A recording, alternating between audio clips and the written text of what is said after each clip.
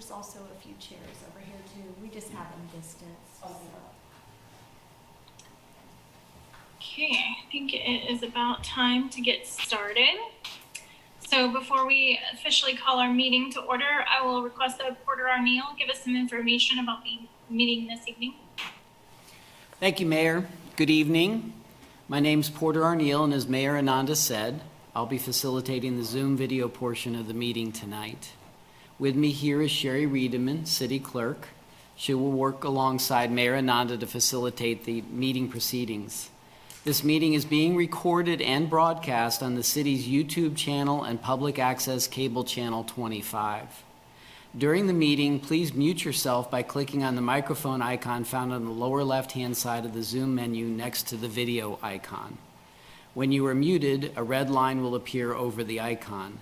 Muting your microphone during the meeting will make it easier for everyone to hear.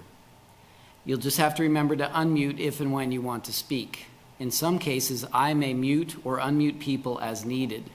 Each time you speak, please remember to state your name and title for the benefit of those listening remotely. In the menu, you can also turn your camera on or off by clicking on the video icon. For the purposes of this public meeting, please keep your video on during the meeting. If you're participating by phone, you can click *6 to unmute your phone. For those using Zoom, somewhere on your screen you will also see a choice to toggle between speaker and gallery view. Speaker view shows the active speaker. Gallery view tiles all the meeting participants. And now I'll turn it back over to Mayor Ananda. Mayor Ananda, thank you, Porter. Before we dig into our agenda, we have a few more things to do. First, I will take roll. Vice Mayor Finkeldine? Here. Commissioner Shipley? Here. Commissioner Bully? Here. Commissioner Larson? Here. Okay, we are all present and accounted for. Again, we will have Sherry Riedemann give us some information specific to this meeting. Thank you, Mayor. Sherry Riedemann, City Clerk. I'm going to provide a few reminders to ensure that the provisions of the Kansas Open Meetings Act are met. Commissioners, you must state your name and title each time you speak. All motions will need to be stated clearly.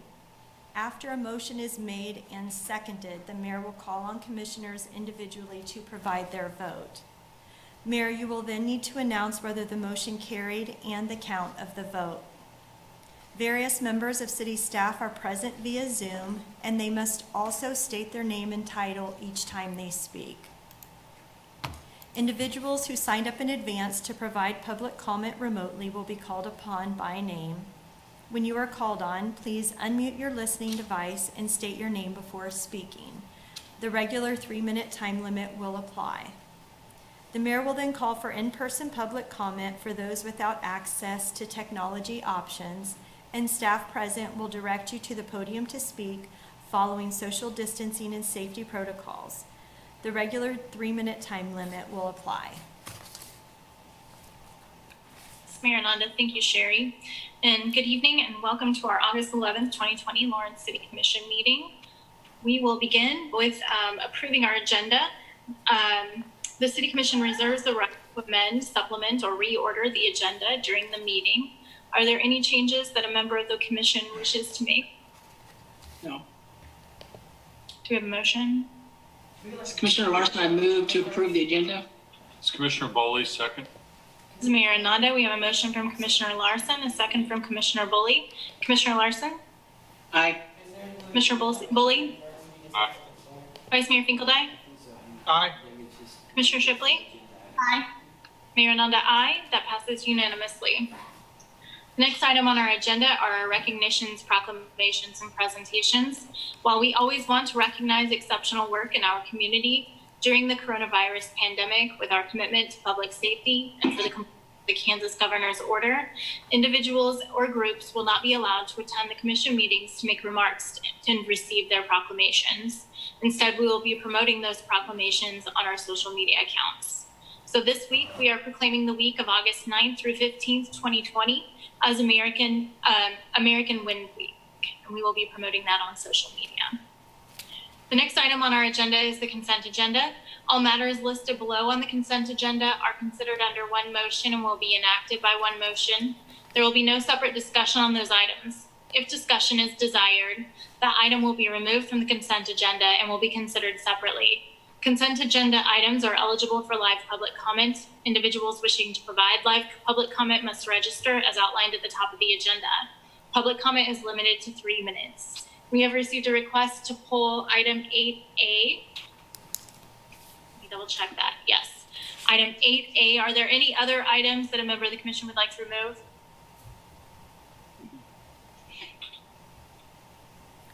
Sherry, do I need to check if there is a member of the public who is present who would like to remove an item from the consent agenda? Yes, Mayor. Is there an item that a member of the public who is present in the commission room who would like to remove an item from the consent agenda? An item on the consent agenda that you were, or are you here just for the public comment?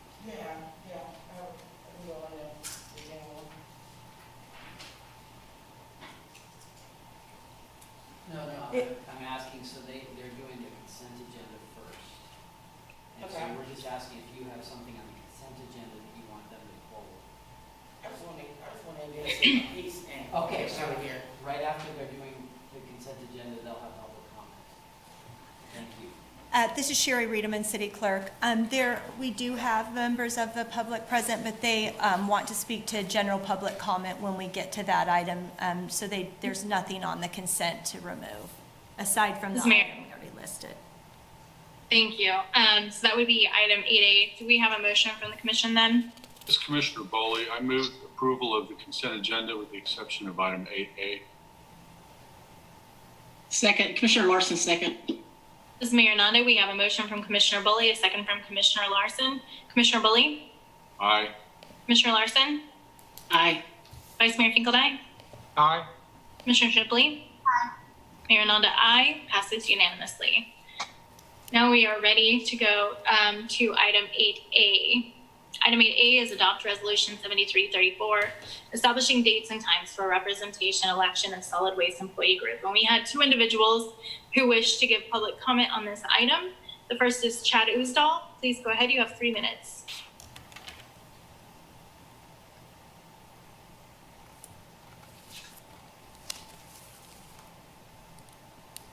If he's not available, we can move on to the second.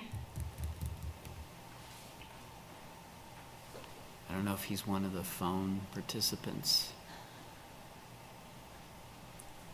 Chad, if you are on the phone, if you would unmute yourself by pressing *6, or if you're on video, push the microphone.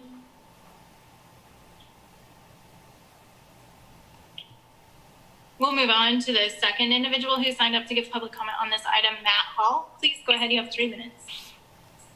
Thank you, Mayor. Matt Hall, Lawrence resident, Secretary Treasurer, Business Agent, Teamsters Local 696.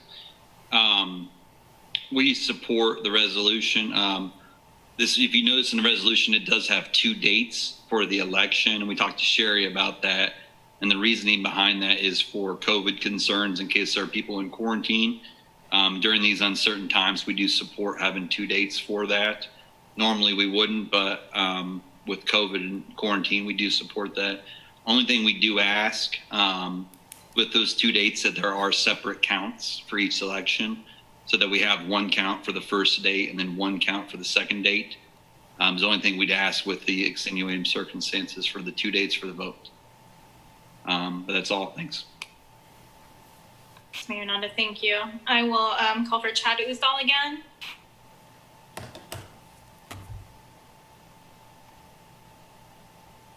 Okay, we will bring it back up to the commission then. Commissioners, do we have any questions? I do need to ask for general public comment on this item as well. Mayor, this is Commissioner Shipley. I don't have any questions. I just want to say how excited I am for the people that are getting the chance to unionize. Unions have historically lifted women up and people of color. And one of my favorite stories is, the role that trade unions played in the fall of Soviet power in Poland. So I firmly believe in organizing and unionizing, and I'm very excited for the people who are having the chance to vote.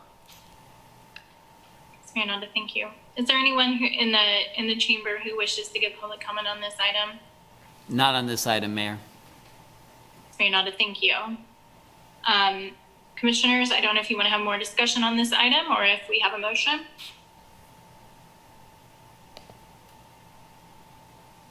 This is Commissioner Larson. I move to adopt resolution number 7334.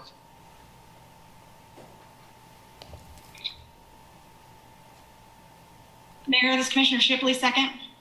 This is Mayor Nanda. We have a motion from Commissioner Larson, a second from Commissioner Shipley. Commissioner Larson? Aye. Commissioner Shipley? Aye. Vice Mayor Finkeldei? Aye. Commissioner Bully? Aye. Mayor Nanda, aye. Passes unanimously.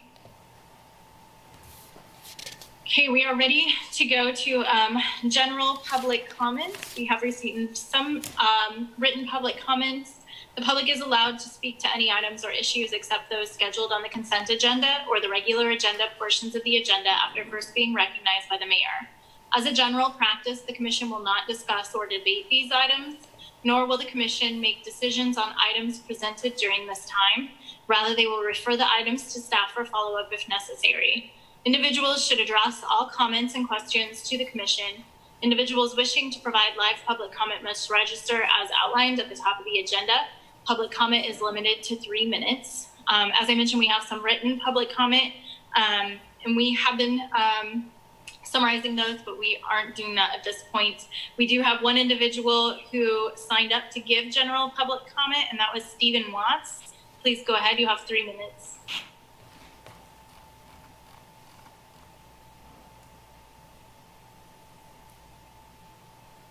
You may still be on mute. Do you see him? I don't see him. Mayor, this is Sherry Reedman, City Clerk. Mr. Watts did send me an email late this afternoon stating that he might not be able to connect and that if he wasn't on to go ahead and proceed. He was having some technical difficulties. This is Mayor Nada. Thank you, Sherry. I know that we have some folks present in chambers who would like to give general public comment. Please go ahead and bring them forward. Porter. I just have a couple items. The first, I don't know if we have in a black and white that, can you guys hear me? Yes, can you please state your name? It doesn't matter. So I don't know if we have it in black and white yet about the police not being able to use the chokehold. I know that was an item on the agenda, but I don't know if it was ever addressed back in June. Am I correct? Go ahead with your public comment, and then we'll converse afterwards. Okay, so the next thing I have to tell you guys is that we are demanding an investigation into the Lawrence Police Department for corruption. We have proof of misconduct. We have proof of violations of rights of the people. We also are concerned because we thought Mike McAtee wasn't on the force, but then we found a case that he was very much involved in. We're going to give you guys a time frame, probably the next couple of weeks, to get somebody in to do the investigation before we start leaking all our information to the media.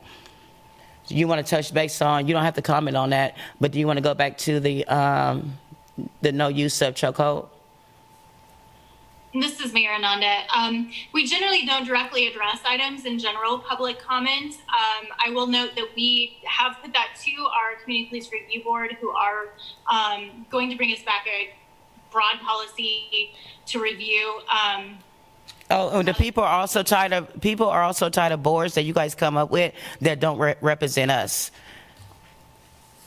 So we want to add that in. If you don't have people who's been in prison, if you don't have single mothers, we don't care about the boards you guys are coming up with because they do not represent the people. Just because you get somebody that has the same complexion as me does not mean they went through the same thing that I went through. So we definitely not with your boards. So again, we'll check back on that on no chokehold. And again, we need an investigation. We have filed complaints with the DOJ. We need an outside agency to do an investigation of the Lawrence Police Police Department. Like I said again, we have proof, we have evidence of misconduct We have evidence of police tampering with evidence. I can tell you guys they are very poor when it comes to investigation. Also, we know that since Mass Street, you guys have not been responding to 911 calls for the Black community. We also are very much aware that there's officers who are being harassed for their opinions of Occupy Mass. So again, we are asking you guys to do an investigation to the Lawrence Police Department, and if you don't, we'll let the people do it. And you guys have a blessed day.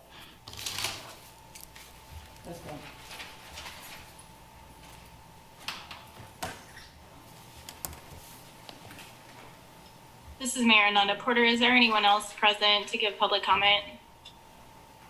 Yes. Yes.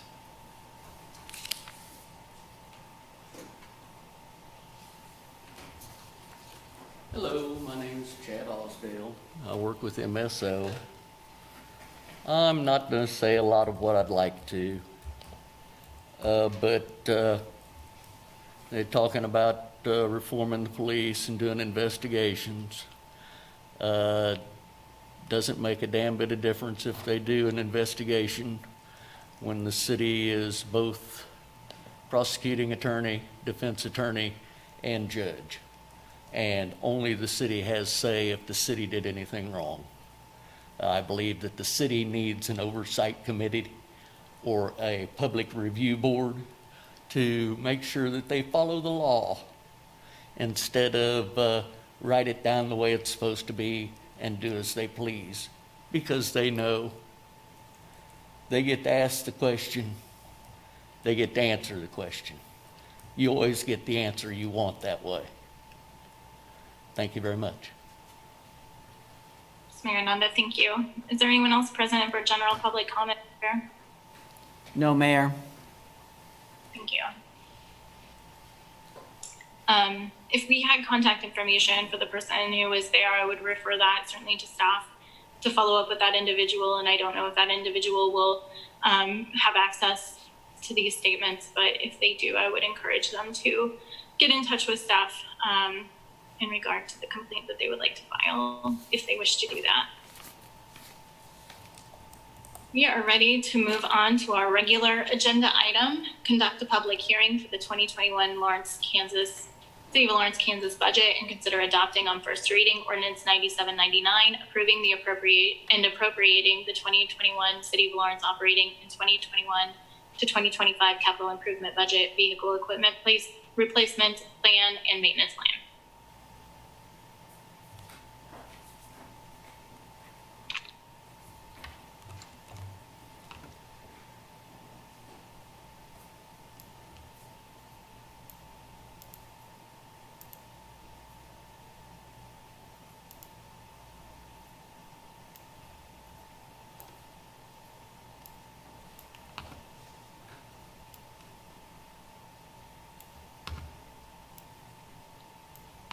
I don't know if we have someone speaking to this or if they're possibly on mute.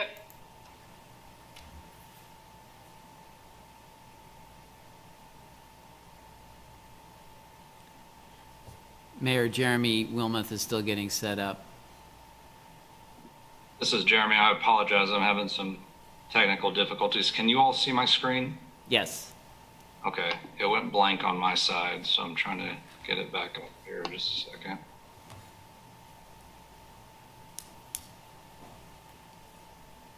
Okay, I think I have it now. Apologize for that. Jeremy Wilmoth, Finance Director, City of Lawrence. Wanted to just walk you all through a few slides before we open up the public hearing tonight to receive public comment on the 2021 budget and CIP. Attached to the staff report, we put together a couple summaries of the transfers, the internal service charges, and the changes that are recommended to the Parks and Recreation Department budget. We felt that without going into too much detail during the presentation, having that information that is easily accessible for the public and anyone else who would like to read it, we believe those summaries help succinctly explain the various changes to the operating budget that are being recommended this year. Before we get into the public hearing, just want to recap what we've done so far to date. On May 12th was our first official budget presentation where we discussed revenue. On June 9th, we discussed the capital improvement plan, the vehicle and equipment replacement plan, and the maintenance plan in detail. July 14th is when we brought the budget for your first consideration, and July 28th is when the maximum expenditure limit was set and the public hearing date was established. So tonight we're going to conduct the public hearing and then entertain Ordinance 9799, which is the budget ordinance for first reading if you also desire. Should you choose to hear the first reading of that ordinance, then it would be appropriate to adopt the budget and have second reading of that ordinance on August 18th. However, what we're not doing tonight is discussing utility rates. As we mentioned in our last several meetings, the utility rates actually get set later on this fall. So the budget is sort of considering the impact of a rate increase, but the actual analysis of the rates, how it's going to impact ratepayers at what level, all of that will be discussed for your consideration later on this fall. And also the bond resolution. This budget recommends adoption of some temporary notes to help with capital projects to fund the CIP, and that authorization will come before you at a later date as well. So just a brief recap of the budget. Our key revenue assumptions for 2021 is a 4.3% increase to assessed valuation, a flat mill levy, sales tax collections anticipated at 85% of what was actually collected in 2019 for 2020, and then 95% of the 2020 budget is our projection right now for 2021. So we are showing some growth in sales tax over what we anticipate this year. But as we continue through the rest of this fiscal year, as we've discussed previously, there may be budget amendments that come up for both 2020 and 2021 as we continue throughout the rest of the year. The operating expenditures outlined in the recommended 2021 budget are just over $308 million. This includes all of the operating transfers as we discussed in our memo, plus the fund balance. And it also only includes our legally adopted funds. The budget, as we've discussed, holds the mill levy flat and is a placeholder budget as we continue to reprioritize the budget based on the strategic plan that's being formulated. A couple of the key changes to 2021 was the expansion of the internal service fund and also the refocusing of how those internal services are allocated by department. The consolidation of funds predominantly in the Parks Department, and the creation of a three-tiered capital improvement plan, if you will. The traditional capital improvement projects, a focus on vehicle and equipment replacement, and a focus on maintenance. And then also we will be beginning a quarterly budget amendment process, which you'll see the first one at the start of the third quarter of this year for 2020. A recap on the compensation. What is included in the recommended budget is a 0.5% for a general wage adjustment for all employees and all pay groups.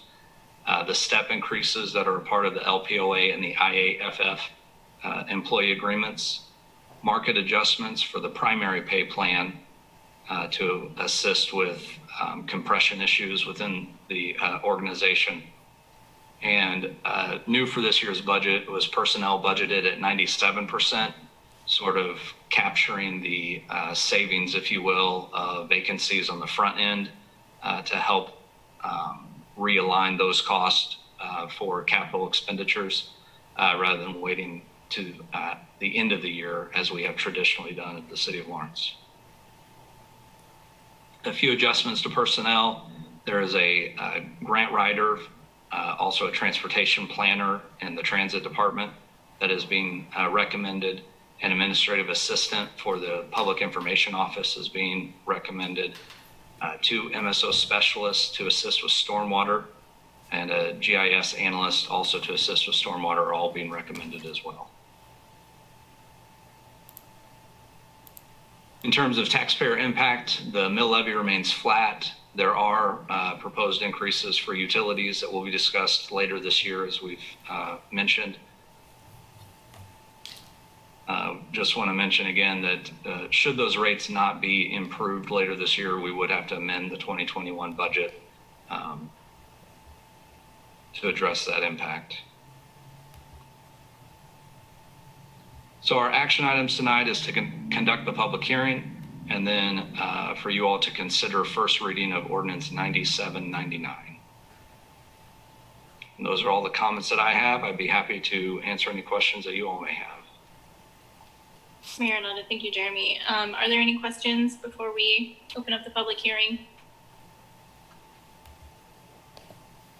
I had a quick question in regard to the changes that we made to our ordinance regarding unions. I know that part of that conversation was the possibility of needing to hire an additional person to handle those.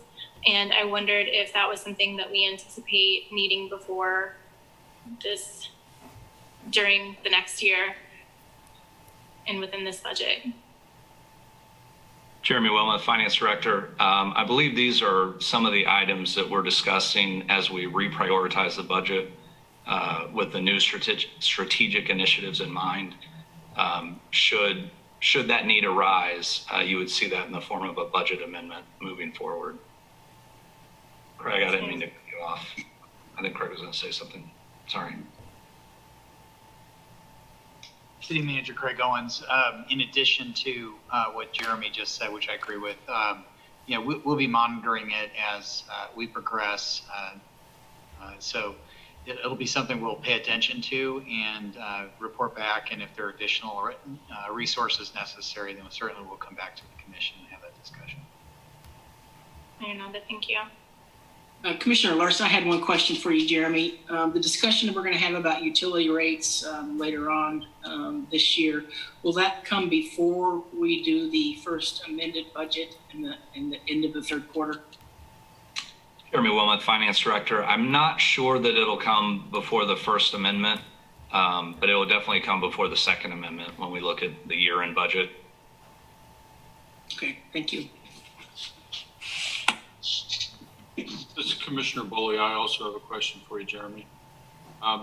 Can you explain to me how the budget amendments will affect the CIP and the vehicle equipment replacement plan and the third thing, the maintenance plan? Jeremy Wilmot, Finance Director. Sure. The CIP, as it's affectionately known, those 3 tiers, are just a planning document. They're not the actual appropriations that the City Commission authorizes for city expenditure. So as changes occur within those planning documents, the budget will also have to be amended to match those changes in the plan. Conversely, any changes that we would make into the budget document will be updated into those 3 plans as well, so that they all stay in sync. So we'll be looking at all of those things along with the operating budget and our amendments. Jeremy Wilmot, Finance Director. Should changes be recommended, then yes, we would be looking at all of them. That's Commissioner Bullock. Thank you.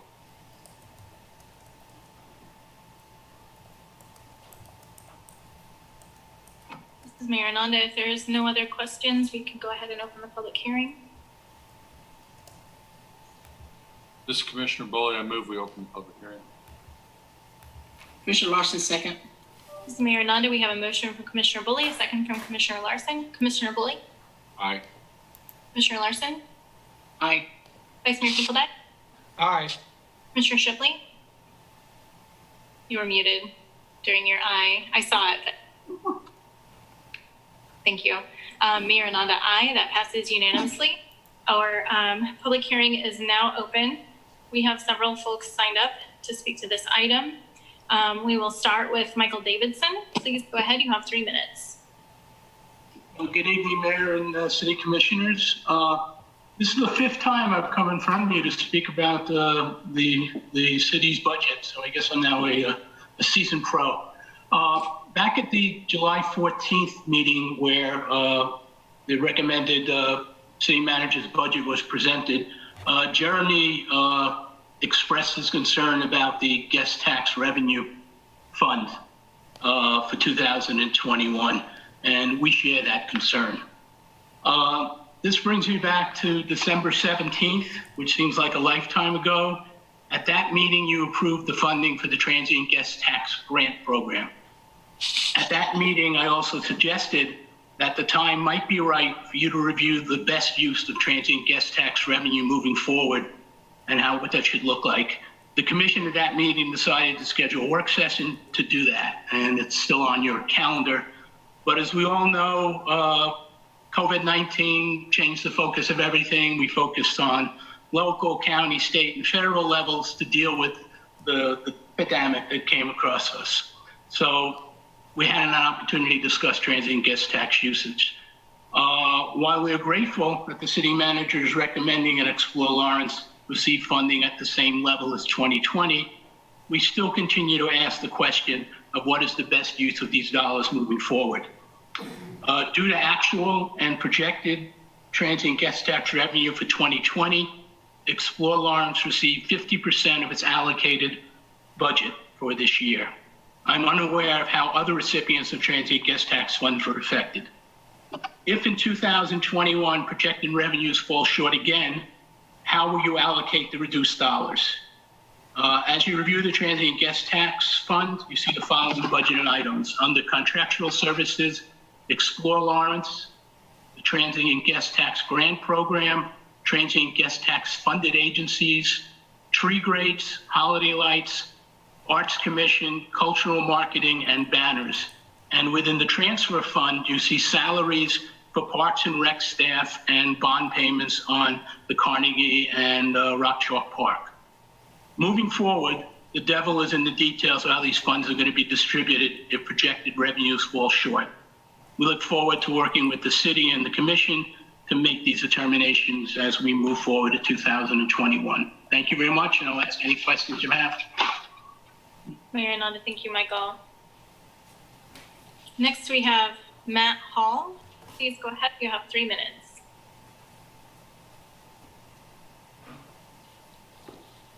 Yeah, Matt Hall, Secretary Treasurer, Teamsters Local 696 Business Agent. In the budget, I did notice there is, I think over $800 million to fund the pay plan that the city had set aside and had actually set up a couple years ago. We just wanted to kind of voice our support on that. Talking to city employees and employees in the sanitation department and solid waste department, that's one of their big concerns, is making sure that everyone has that pay plan implemented. So we just wanted to put support forward for that and support that makes that into the final budget as well. Thank you.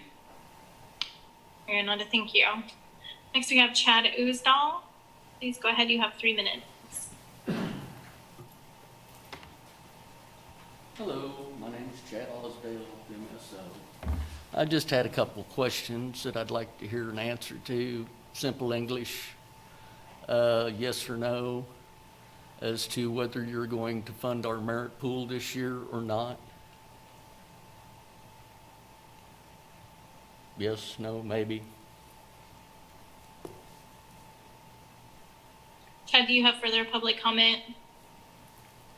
Well, then I wanted to ask about the general wage adjustment.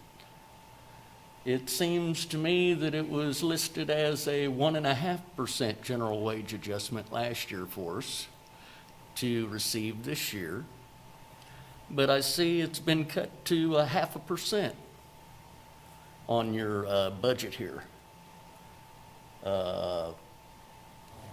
Just curious, you couldn't find anywhere else to save some money other than the poorest people in the city?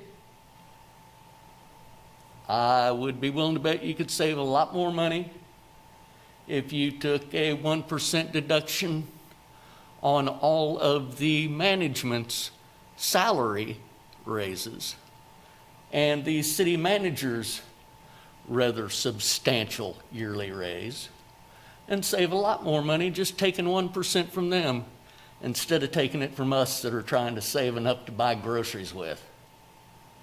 And at the same time, we're out here working through a pandemic. You people don't even have a thought about some sort of hazard pay. It's just a low risk, but it's a high enough risk that you people won't come in the building. Have a wonderful evening. Mayor Nanda, thank you. The last person I have signed up is Chris Flowers. Please go ahead, you have 3 minutes.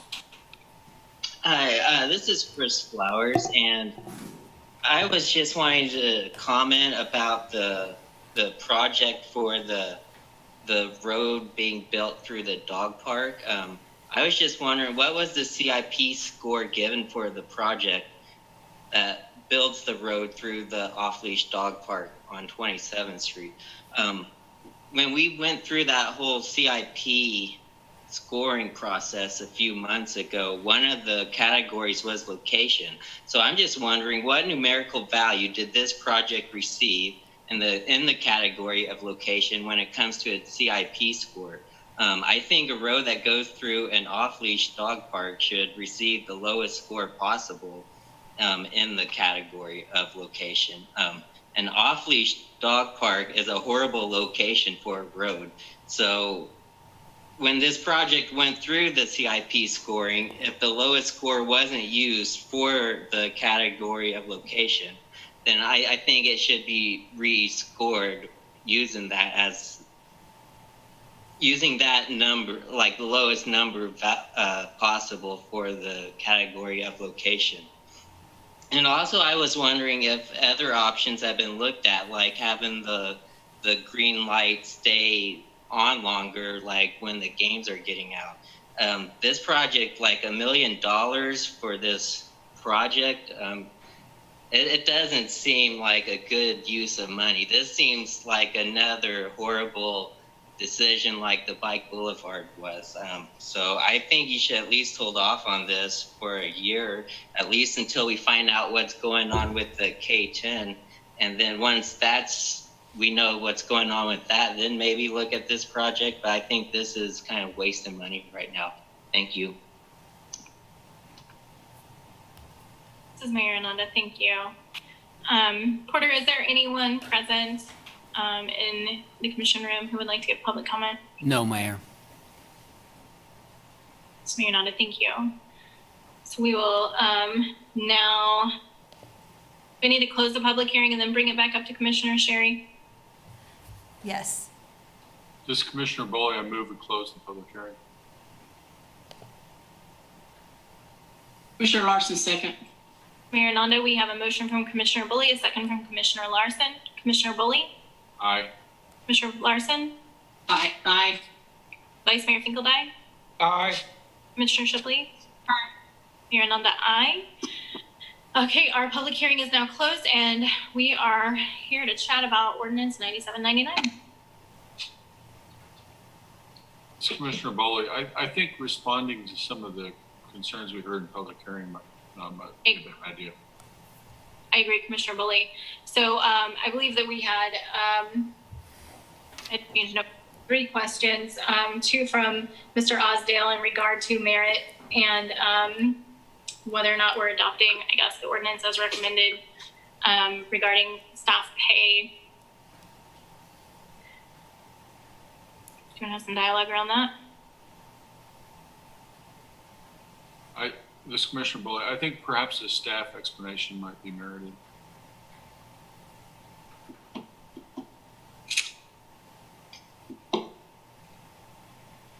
Somebody?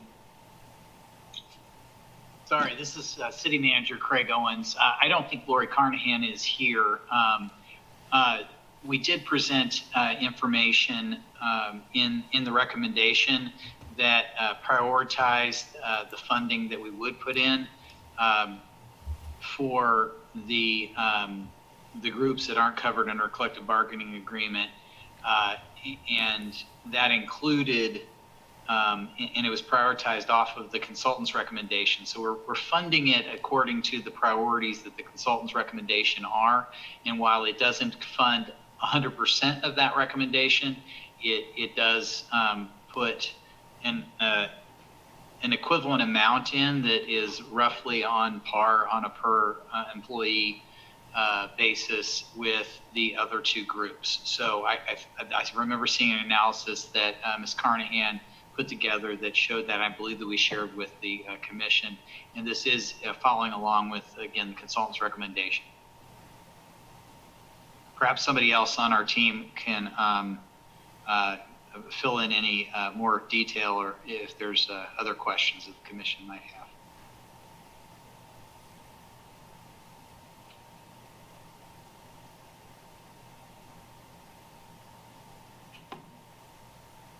Jeremy Willen, Finance Director. I'm not sure that I have much to add other than what Craig had indicated. What I recall from the consultant's report was that she highly recommended that until the city were at a place where it could financially fund the entire merit pool, that the other objectives be funded ahead of that. So the funding that is currently in our plan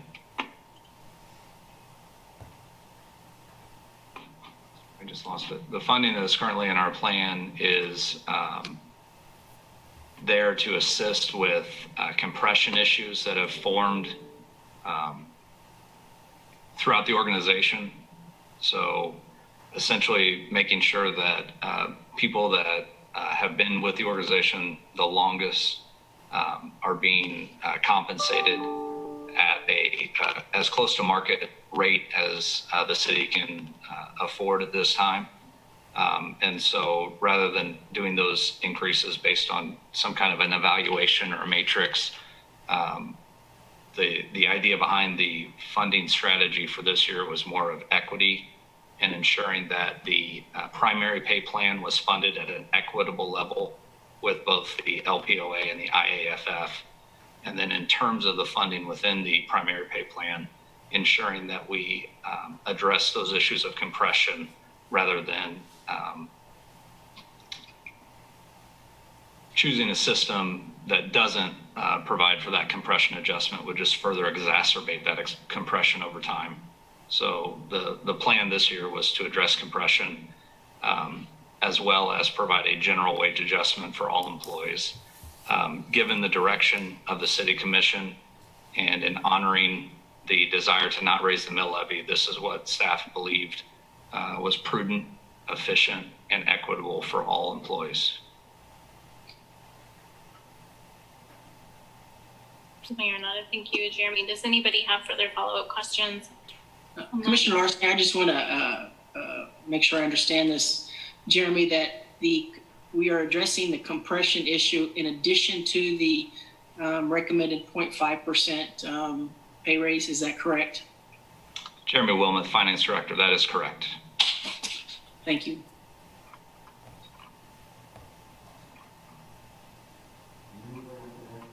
This is Mayor Nada. Anything else on that issue? I was gonna pull up the city manager's report, but we don't have one this week, so that we could look at future meetings in regard to Mr. Davidson's request that are at least concerned that we haven't had a conversation that we've been kind of holding off on having for a while. And I wanted to check with staff as far as, where that dialogue is currently and whether that is on our list to get back in front of us on a schedule. I wasn't sure.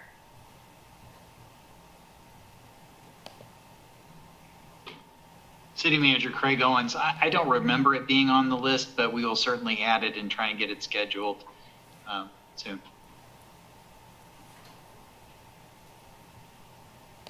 This is Vice Mayor Finkel. I think it's been on the list. The discussion, the transient guest task has been on the list. It's a long list, though. But I do think it's something we want to make sure we find time for.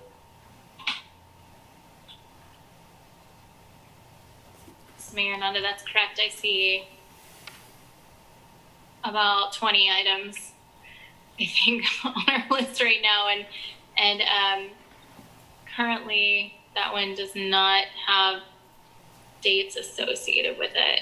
I pulled up a previous agenda, so I agree with Vice Mayor that that's something that we'll continue working toward. You're absolutely right in that there are a lot of priorities right now, and we're definitely trying to balance those. And then we have Mr. Flowers' conversation around the ratings for the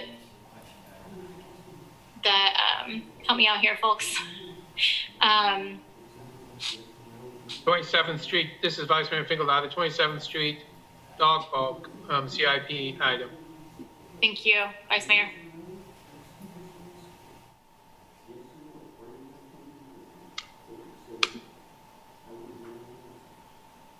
Does anyone wish to speak to that in staff? Well, City Manager Craig Owens, I know it's something that we're taking a look at. We just got notification recently about the grant award, and I know that there's a number of discussions that are being pursued right now with residents that are interested in that. I don't remember the rating on our CIP program. If I talk slow enough, I'm sure that there's some agile mouse work going on that might be able to retrieve the specific information. But obviously, we're taking a look at it. But a grant funding would obviously bring some additional points to the factor. Now, the layout, the design, and how it impacts the park are all pieces that we need to still consider, and we are. This is Commissioner Bullock. Craig, could you remind us about the grant funding? I'm trying to call those numbers on. I believe it's Kansas Department of Transportation funding on that.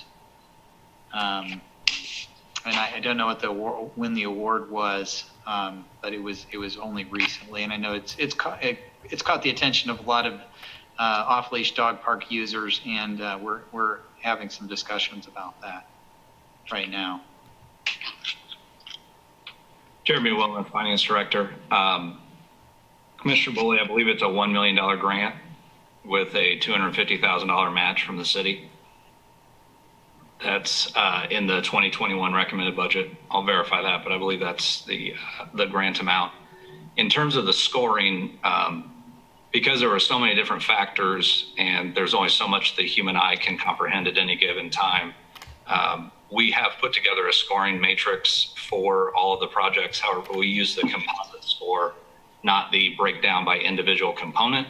So in terms of the composite score, primarily because of this grant funding, this was the 6th highest scored project in the city, receiving a score of 70. The top rated project got a 74, so it's just 4 points under the top rated project. We will look into the scoring by category and get back with you on that. This is Vice Mayor Finkeldine. As people have approached me with that issue, I think it's relevant to what was said earlier in response to Commissioner Bully's question about the CIP. It's in the plan, but until we decide to fund it as part of a process, it hasn't been decided to be built until we look at it and approve that. And so there's a lot of work to be done between now and then. And certainly it's scored high and it's in the plan, but we're going to listen to the public and wait and see what the impact is overall before we make that decision. At least I am. This is Commissioner Bullock. I appreciate that, Vice Mayor. And I'd also point out that we had a lot of public comment about the need for the road as well before. So.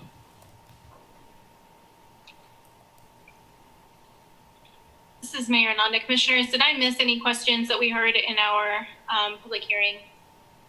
Commissioner Larson, I didn't hear a direct answer to Chad's question regarding merit pay. Did I? I might have missed it.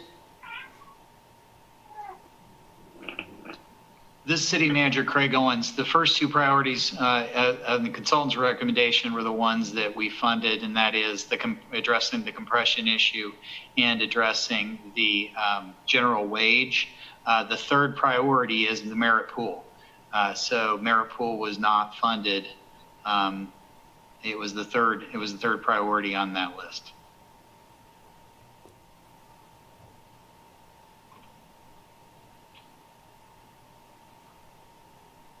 This is Mayor Nanda. Are there other questions that commissioners have or other discussion?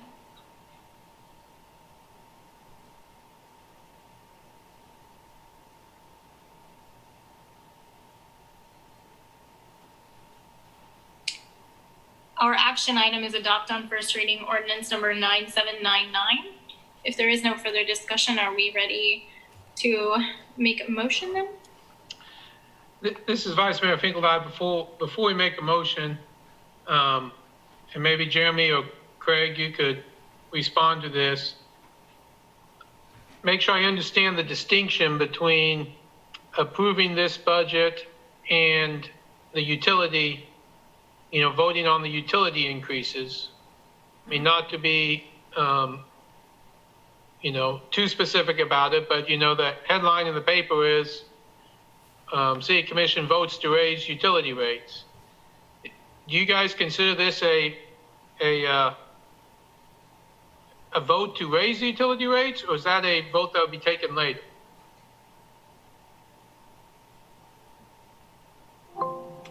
Jeremy Wilmoth, Finance Director. The ordinance before you tonight is just concerning the budget and the revenue required to the revenue necessary to fund the expenditures that are recommended in the budget. The vehicle for how that revenue gets raised will be discussed later on this year. Given the fact that there needs to be more revenue generated by the utilities to fund their deferred capital and maintenance needs, there will need to be utility rate increases. The question of to what extent, whom it impacts, whether it's residential, business, both, etc., will all be determined as the utility staff continues to work on the rate model that will be presented to you at a later date. So the question before you tonight is whether or not the revenue necessary to fund the expenditures in the recommended budget are appropriate. This is Vice Mayor Finkeldine. If we, and I think this goes back to Commissioner Lawson's question, if later we decide not to raise the utility rates in September, we could have a budget adjustment to lower this budget. Is that correct? Jeremy Wilmoth, Finance Director. That is correct. Vice Mayor. Oh, I was just going to say, this Vice Mayor Finkeldine, I support the CIP, and I think I'm very excited about some of these projects we're doing. And so I'm certainly going to be supporting this budget, and I think it's, these projects are worthy of being funded. That being said, until we have the details, it's hard to say for sure what the final outcome will be. But I certainly support the budget as it exists with these projects that we've found to be important. Commissioner Larson, I believe that I asked a couple meetings ago to have staff at some point bring to us some options about the utility funding, a list of what potentially could not be funded versus what could be funded, depending on how much we would raise the utility rates, either full, half, 3/4. And it's my understanding that that's still in the works. Is that correct, Craig? City Manager Craig Owens, that's correct. Thank you.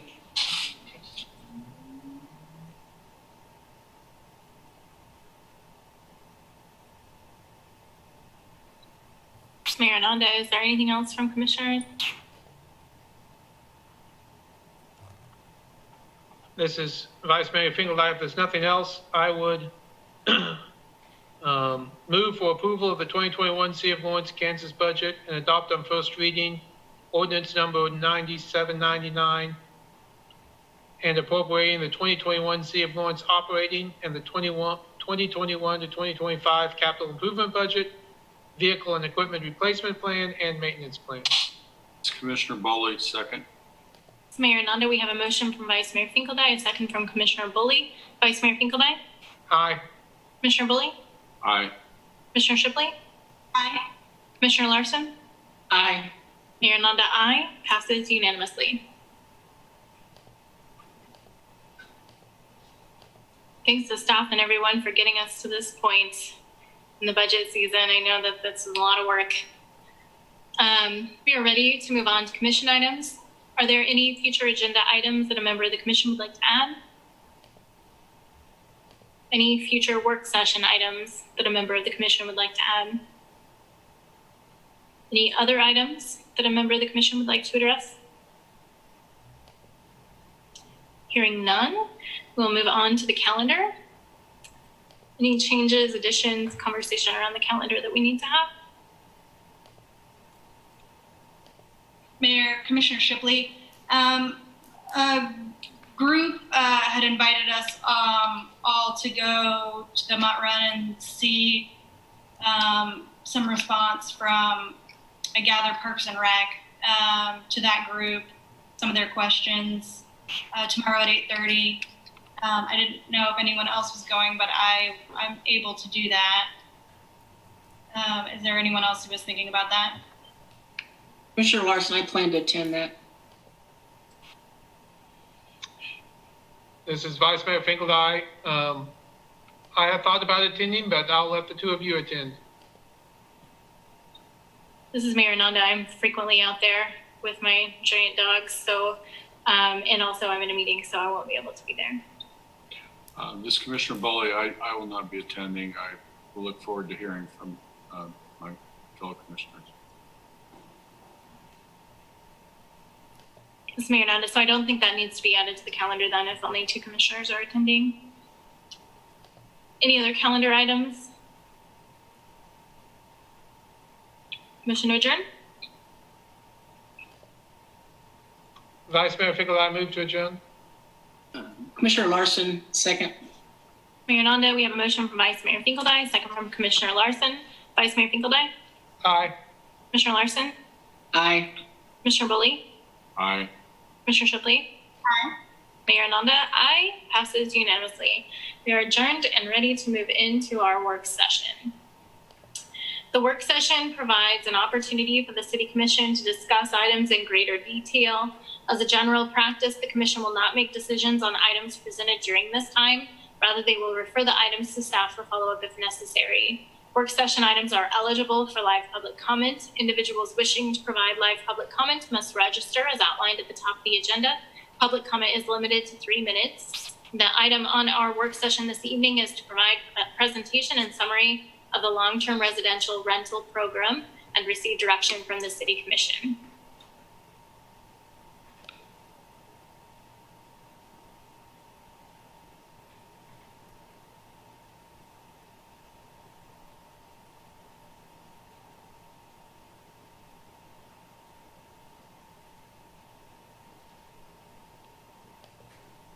Someone may still be on mute. We're still getting set up here.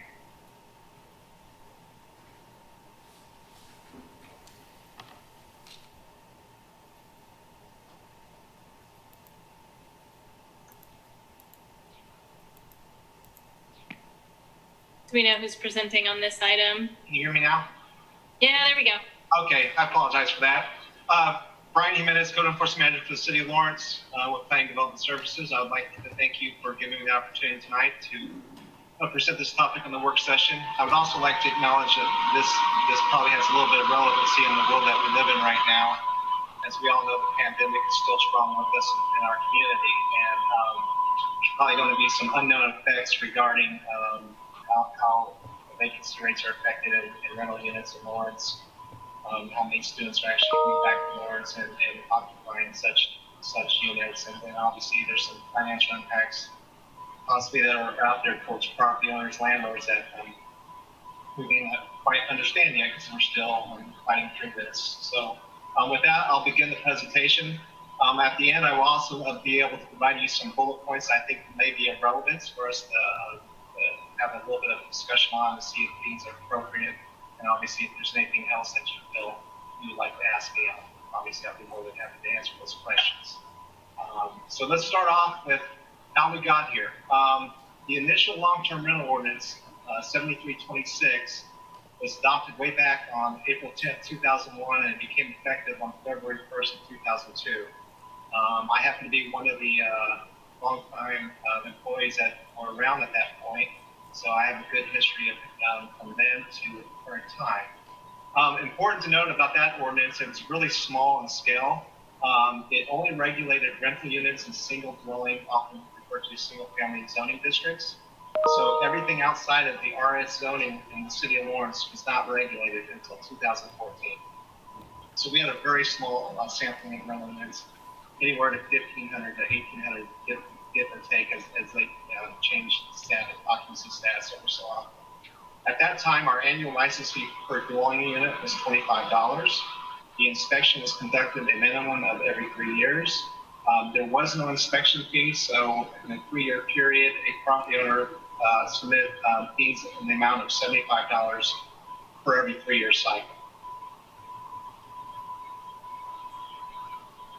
So from 2002 until 2013, we were still under the Ordinance 7326. Discussion really picked up in the fall of 2013 and it really wanted us to explore what an expanded program would look like. So we started having stakeholder meetings. During that time, I think we had 4 or 5 rather large stakeholder meetings in the community where people could come and comment, listen to what we were considering. Obviously, there was many discussions with the City Commission at that time. Ultimately, on April 1st, 2014, with the effective date of July 1 of 2014, we repealed 7326 in its entirety, and Ordinance 8840 real simply just expanded the licensing and inspection program to every rental unit within the city limits, regardless of zoning. It wasn't predicated on zoning. So basically, we have a complete rewrite of the ordinance. Significant changes from the first ordinance to 8840. We had a new licensing fee schedule. There's 4 schedules within the ordinance, anywhere from $14 per dwelling unit to $17. Basically, the more units you own, the less you pay per unit. So someone owned 1 unit, I think it's 1 to 50, you pay 17, and then it jumps up to 16. Then it goes down to 16, 15, 14, and so on. So the more numbers you owe, economies of scale, the less money that you pay currently. We also required a resident agent. That was not in the previous ordinance. As you can imagine, huge rental community here, a lot of rental units. With KU being here, that even creates more of a demand. And we have a lot of absentee or owners that don't live within the city limits or within the state for that matter. So if you are an owner of a rental property in the city of Lawrence and you live without a 40 miles radius of the city of Lawrence, we require you to identify a resident agent on your application and provide all their relevant information. A resident agent can actually be designated to receive all your required annual renewal licenses, any relevant paperwork that might be important for an owner to have. If a owner selects the resident agent to receive that, we will deal with the resident agent to get that information to them, either by mail or email. 8840 also identified the criteria for denial of an application. So if it's fraudulent or it's not complete or there's something missing that is needed to complete that application process, we just clearly identify what those criteria is and how we respond to notifying the owner or resident agent. Then we have a new license renewal schedule. Previously, they were all renewed within one time period of the year. With 20,000 plus licenses, we thought that would not be doable from a resource management standpoint.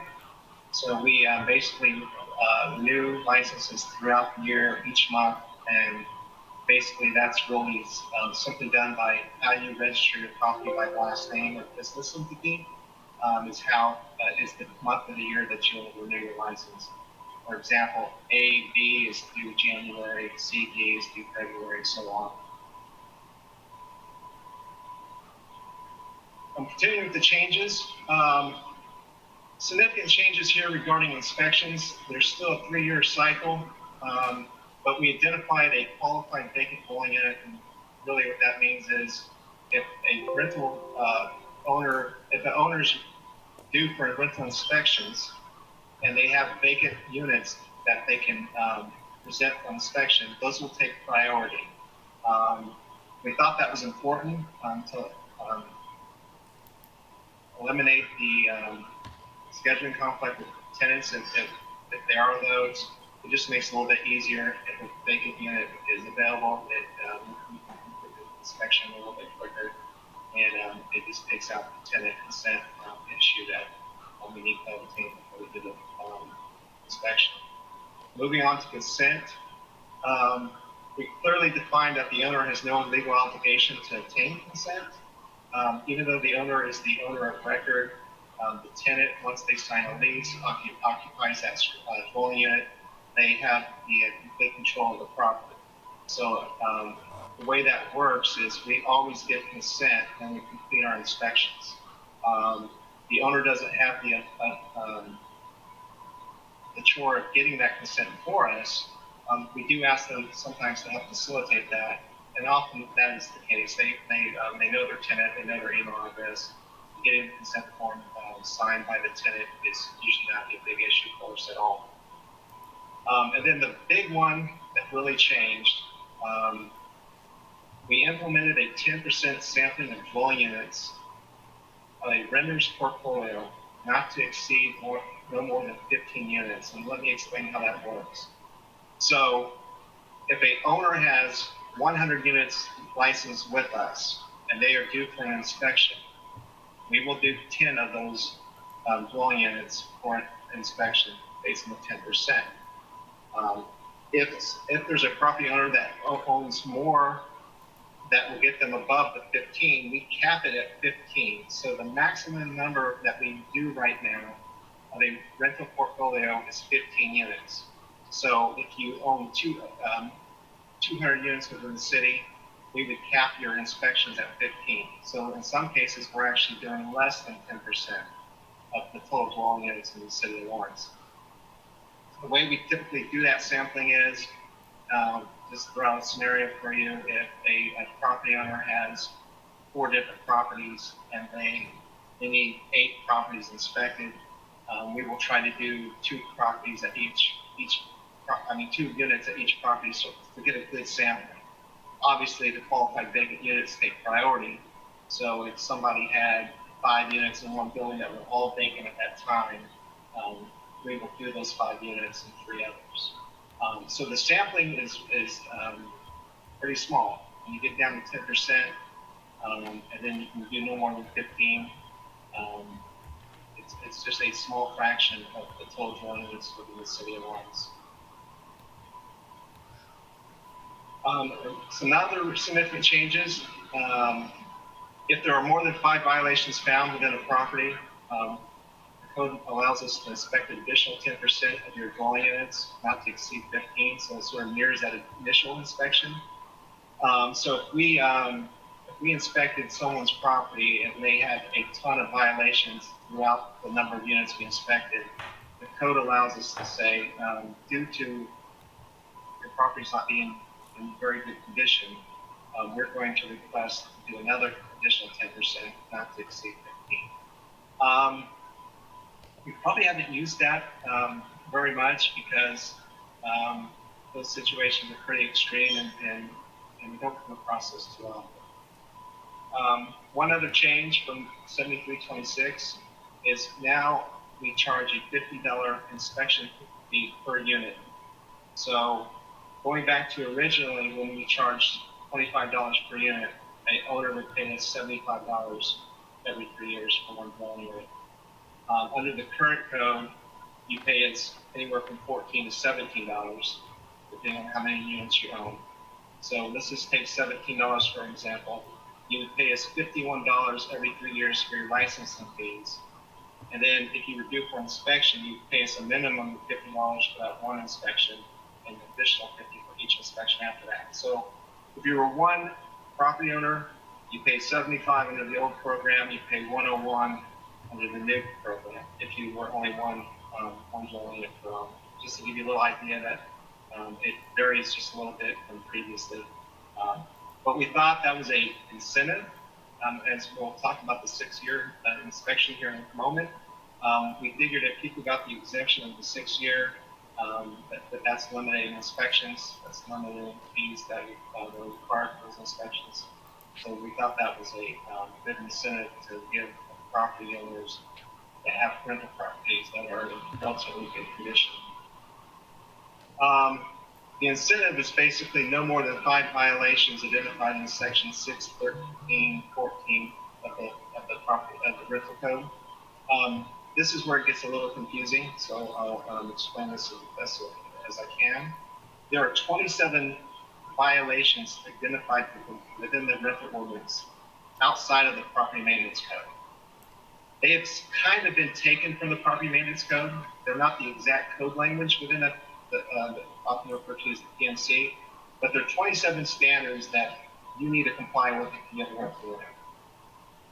If you have no more than 5 violations of those 27 cited, you automatically get the exemption to the 6-year inspection cycle.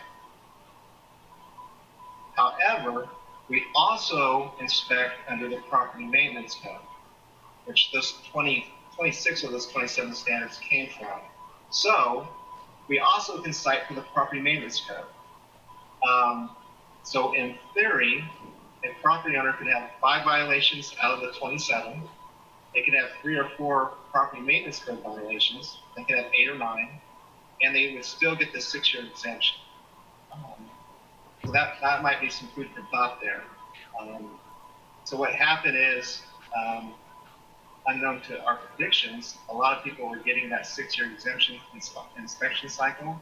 So we had some gaps 3 years down the road where if you were inspected in 2015, 2018 was a light year because people were getting bumped out to 2021.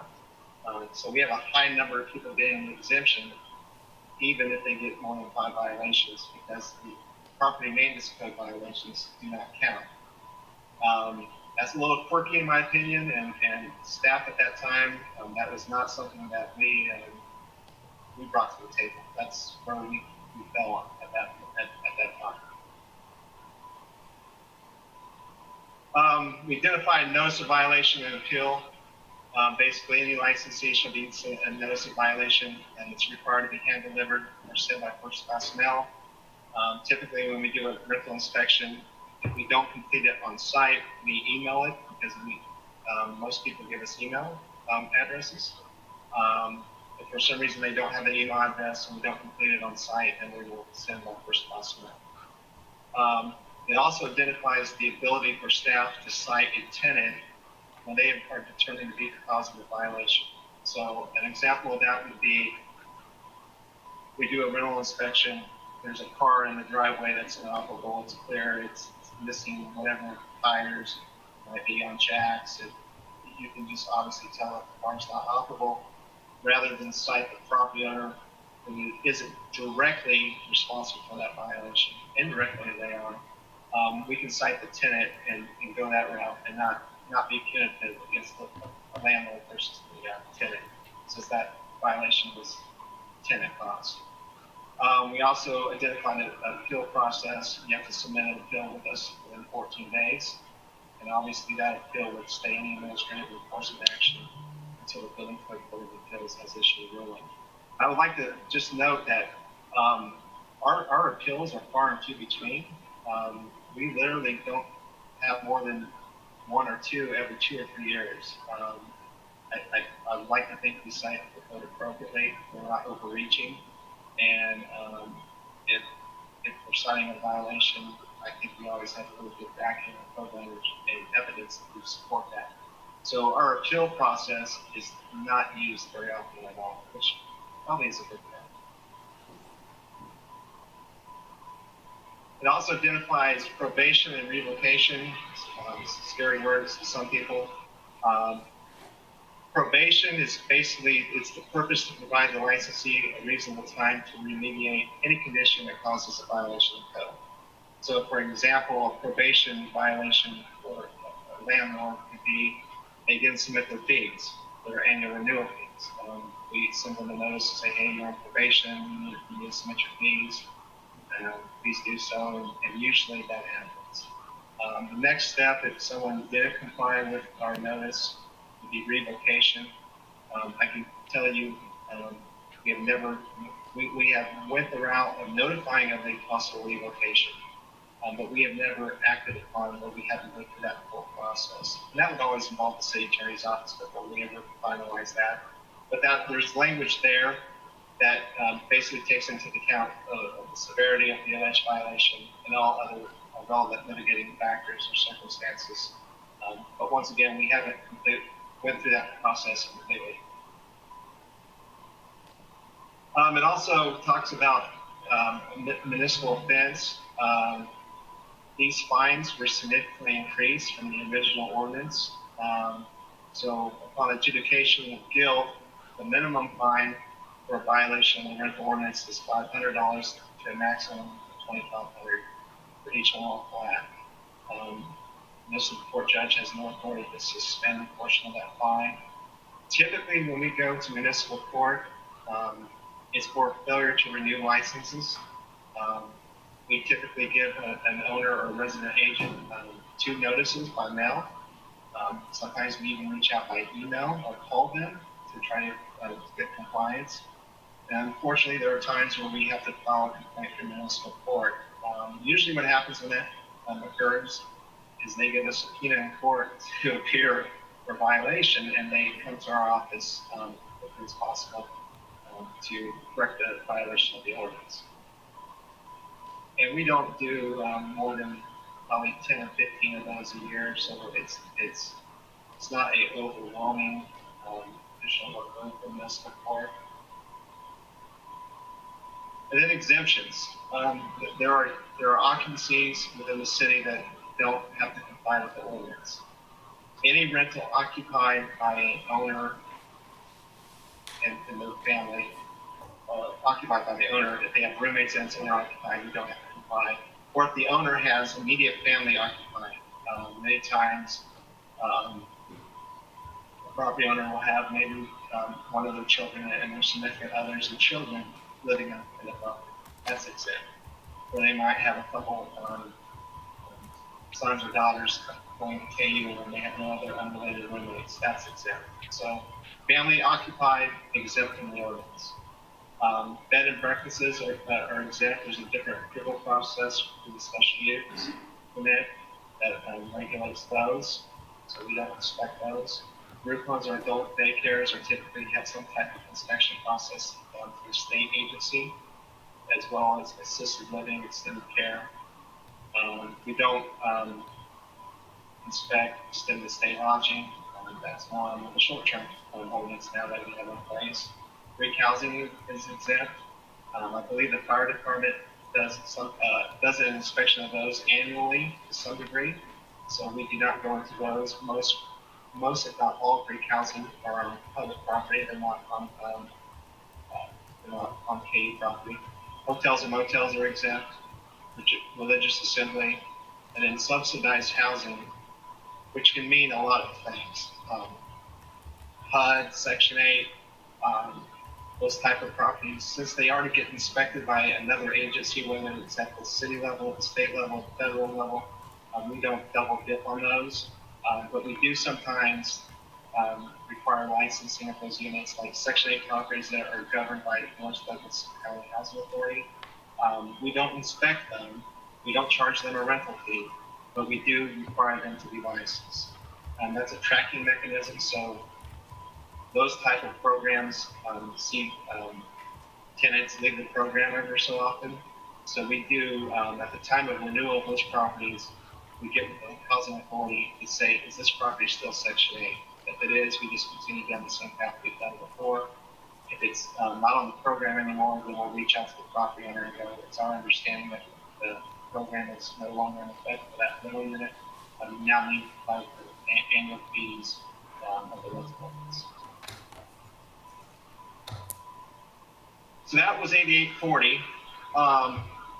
Ordinance 9110 just piggybacked on 8840. That was adopted almost 2 years ago, October 2nd, 2018. And basically what we did some amendments to 8840. We found some issues with some language. So I'll go through these pretty quickly. We identified unlawful acts. We clearly identified that failure to renew a license is an unlawful act.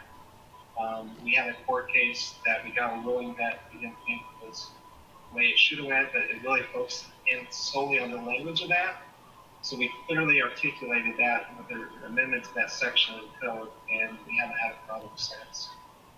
We also clarified a rental license is required before a dwelling unit is to be rented. Now that's not always the case, but we just want the property license. So if someone comes to us and submits their application and they've had it rented for 2 weeks, we're not going to come down on them, so to speak. We're going to appreciate that they comply with the ordinance and issue the license. But that just lets you know that if you want to apply for the law to the letter, that you should have that license before you rent. Section 6-1310 C2, that provides us the ability to approve a plan of corrective action when a recurring violation is found. And occasionally this comes up. We're doing an apartment complex is probably a good example. If you go into, say, 10 units, as the code permits us 10% sample, say it's a 100-unit complex and you do 10 units, and the same violation is found every single time in the dwelling units, all 10 of those, we'll then work the property owner or resident agent to say, look, we're seeing this violation in every unit. We're obviously not going to do the other 90 dwelling units that you have. So you need to let's come up with a plan of action to correct that violation throughout the complex. I think we've had one instance where we have actually utilized this. It was on a makeup/combustion air found on a confined mechanical room, and we started going into these apartments, and we found out that they didn't have that combustion air requirement to replace that air in these confined spaces.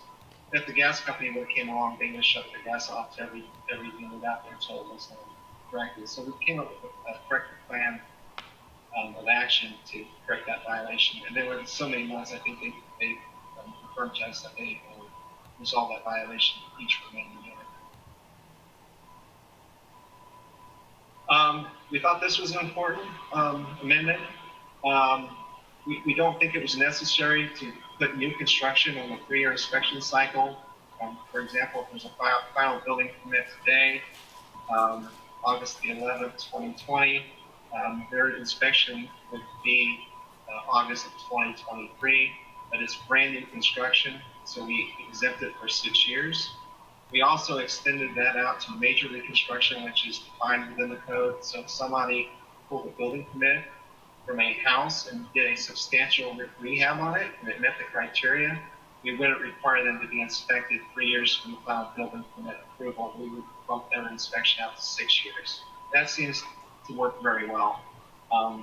Probably not much reason to inspect a brand new apartment building 3 years after it was built. The chances of it not being compliant in some way is probably very low. So we bumped that out to 6 years. We also clarified dwellings owned by the city, state, U.S. government, KU, and Haskell are exempt. And that wasn't clear in the code before.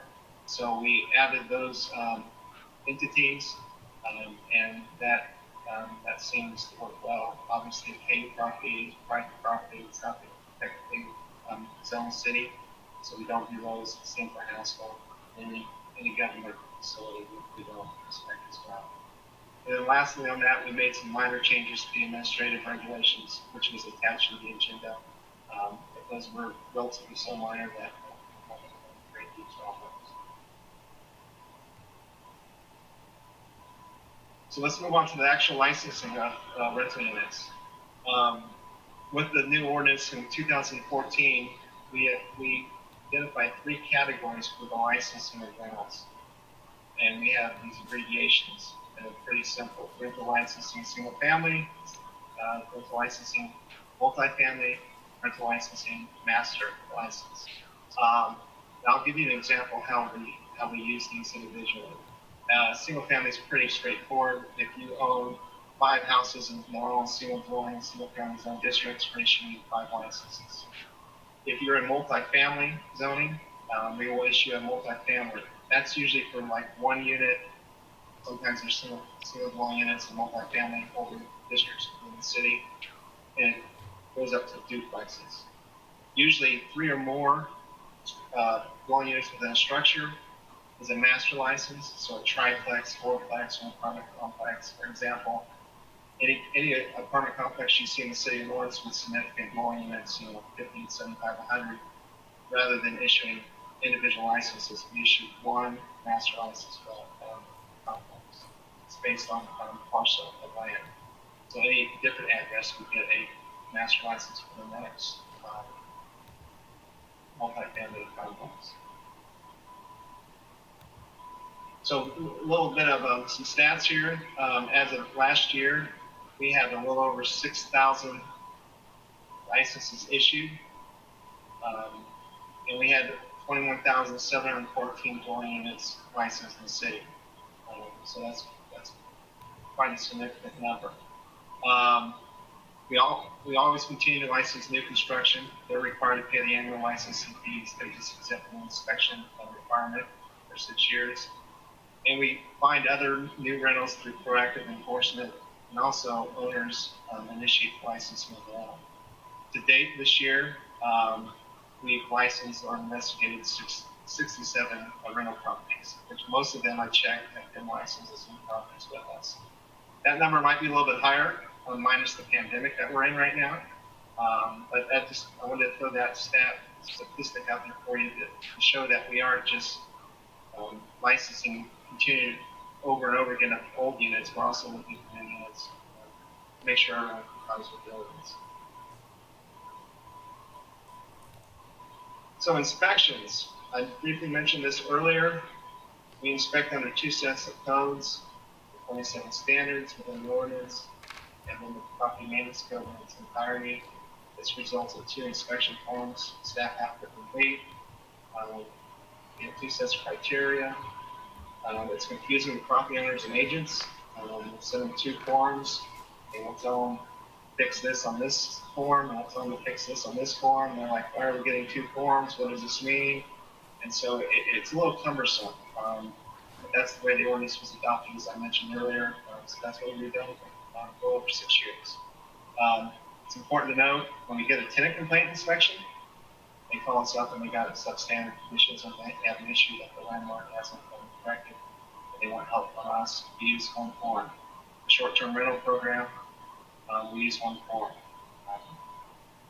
So we'll probably need to get uniformity throughout those 3 kinds of inspections. As I mentioned, they're exempt for 6 years, new construction, major reconstruction. Qualified vacant take priority, regardless of age, location.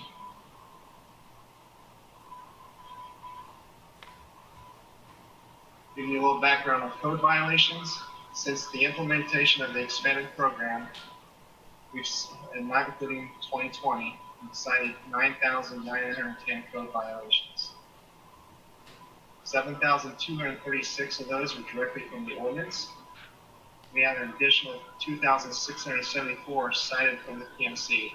So we're about 3% short of 30% of all rental inspections are also getting violations from the PMC.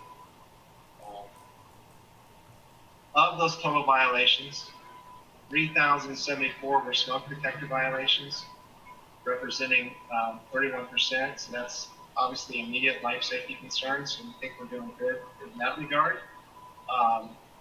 That's a staggering number to me, but it's important to note that our smoke detector requirement is battery operated only.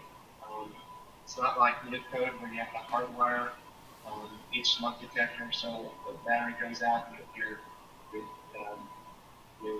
safety is the electricity. If the electricity goes out, hopefully the battery needs up to date and has power. So we're only requiring battery operated smoke detection. And it's often easily removed.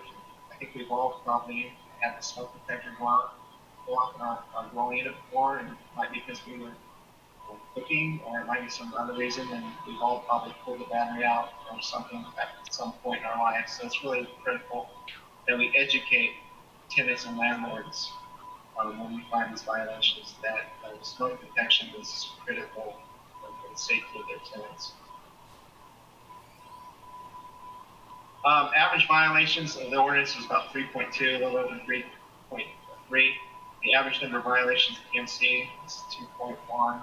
So on general, we're getting about 5 violations for inspection. There was only one inspection criteria, that 6%, that 6-year inspection incentive, but obviously greatly reduced to 3-year instead of the 6-year. So we with the 10% sampling and the number of violations that give you the exemption, we are not inspecting a great deal of units every year. And our numbers support that. If you look at the annual reports that were in the agenda packet, first 3 years we were very high in inspection totals, and the last couple of years we've been very low. We're projected to go high again next year in 2021, because those were property owners that got inspected in 2015. So we'll go through a high cycle again for the next 3 years, starting next year. As I mentioned, we're in this unfortunate pandemic, so we've had to adjust with how we do things right now. And one of the biggest effects on us is we have suspended our interior inspections when there are occupied units until further notice. We've given that notice out to each property owner when they renew their license. There's a notice inside their renewal that basically tells them to hang on. We're not doing them right now for the safety of you, your tenant, and us. We'll continue to evaluate that, the fluid situation. We are doing inspections of vacant units. So if a property owner calls us and says, I got a vacant unit, or however many they're due for inspection, we will do those. We're just not going in fully habitable, occupied dwelling units at this time. Anything on the outside, obviously, we can do. If there's a tenant that calls us and says there's something wrong on the exterior, maybe it's a window or something, but obviously we maintain social distancing and continue to provide that service. But we're not simply just letting people go away feeling like we haven't helped them. If someone calls us right now and requests an inspection for whatever reason, their interior violations, we will work with them to identify those violations, ask for pictures, video, whatever that may be. Chances are we know the property manager who manages that property, or the owner, so we'll make phone calls, emails, and we'll work to help them out to resolve those. So we aren't simply walking away, we're just not physically going in at this time. Here's the long-term rental map that's on the city's website. As you can see, the only place that are really not rental units is right down in the middle of the city, and that's the University of Kansas. Heavy concentration east of the campus, and then wherever there's large complexes scattered throughout the newer parts of town, there's a lot of rentals. Anybody can look at this map and you can click on the parcel, and that will give you the information that the license is in good standing. It will provide the landlord name. It will give the address of the rental.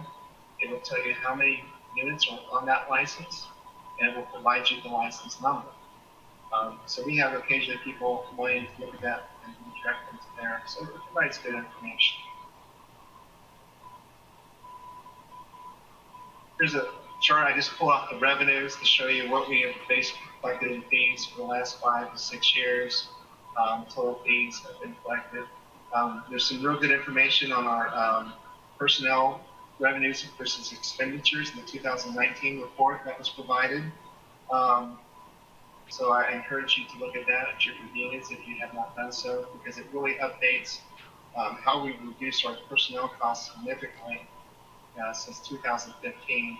And I think that's one thing I'm really proud of, that we continually look at the program and continue to look at what we need to spend to do the program, and we've made some really good decisions.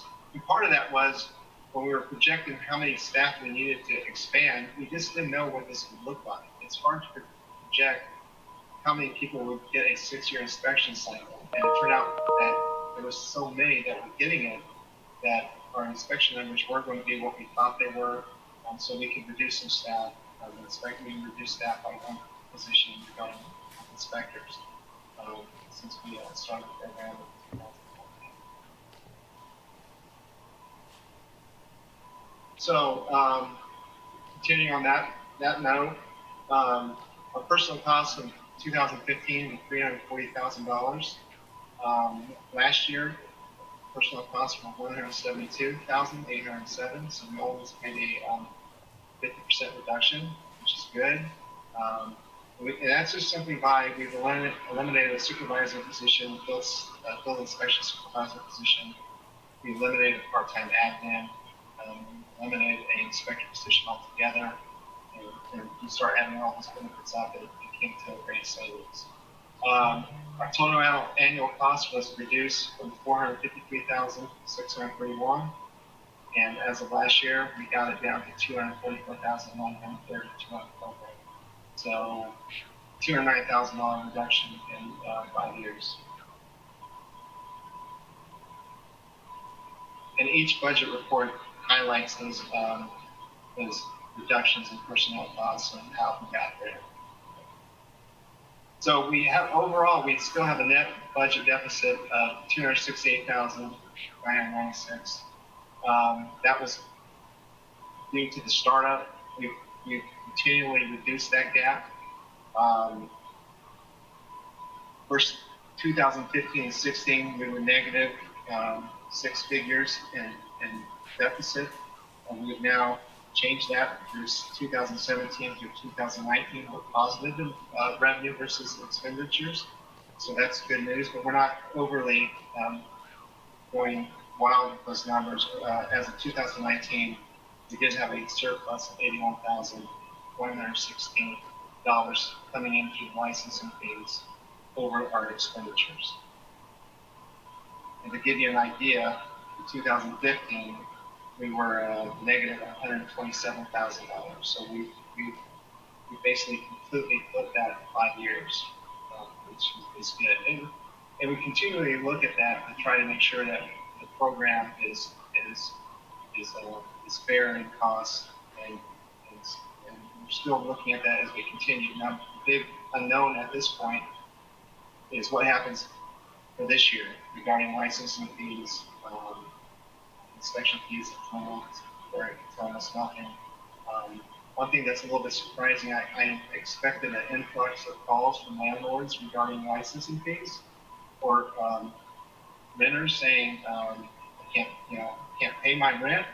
A lot of those type of questions we help facilitate and get them to the right agency. It's not our authority. We don't regulate landlord-tenant act or contracts, but we often help them understand what they can do. But those calls really haven't came in, much to my surprise. I imagine I've had less than 10 calls throughout the whole summer about those issues, which is a little surprising. I thought we would be inundated with landlords calling us, telling us we have issues with the revenue, paying the fees, and that hasn't transpired. I'm not saying it's not out there. I just haven't heard it to the degree that I thought I would. So my conclusion on this, or our staff's conclusion, is we believe the program continues to yield valuable, measurable statistical data that shows there's some importance there in the community, even in its relatively small sampling of criminal properties throughout the state. When you're talking about doing only 10%, you get a very small idea of what's going on out there, but yet you still are able to identify problems through statistics that show smoke detectors are just not being installed in dwelling units, or they're being removed for various reasons, and people aren't paying attention to that. So some policy items that you may want to discuss tonight. Number one, is the fee schedule appropriate? Do we want the fee schedule 4 different pay scales and fees depending on how many units you own. Is the 10% inspection sampling appropriate? Should it be higher? Should we do it differently? Should there be 2 separate violation standards cited during inspections? That's a big one for being staff. We would like to see a more uniform approach to like tenant-based complaints and the short-term rental property instead of simply property maintenance. Should the 3-year inspection cycle be reduced and increased? Should there continue to be the ability to obtain inspection exemption in 6 years if you have less than 5 violations? Should inspections of structures constructed as single dwelling that are now multifamily be inspected differently than multifamily construction? Let me explain what I mean by that. So when an apartment complex is built, it's built as an apartment complex. It has a floor plan. It's built to building code at the time of adoption. We know that that was designed as a multifamily structure. We have a ton of housing in older neighborhoods, specifically east of campus, where we have houses that have been broken up for many years into multiple units. And they probably didn't follow any type of building code because sometimes there was no building code. We really didn't have a building code until like the mid to late 50s. So a lot of those have been broken up way before that. Should we look at those older units in those situations differently than brand new units or an apartment complex that's 10 years old, 5 years old, etc.? Then of course, is there anything else that you as a board would like for us to consider tonight or discuss and ask questions about? With those bullet points, I stand for questions about what's been presented tonight. I appreciate your time. Mayor Nanda, thank you for that. Are there any questions for Brian?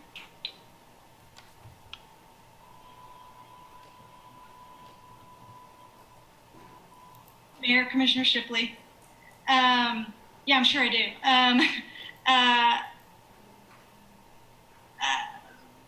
There was, I can't pull it up now because I have too many things happening on my devices, but I looked at the 2019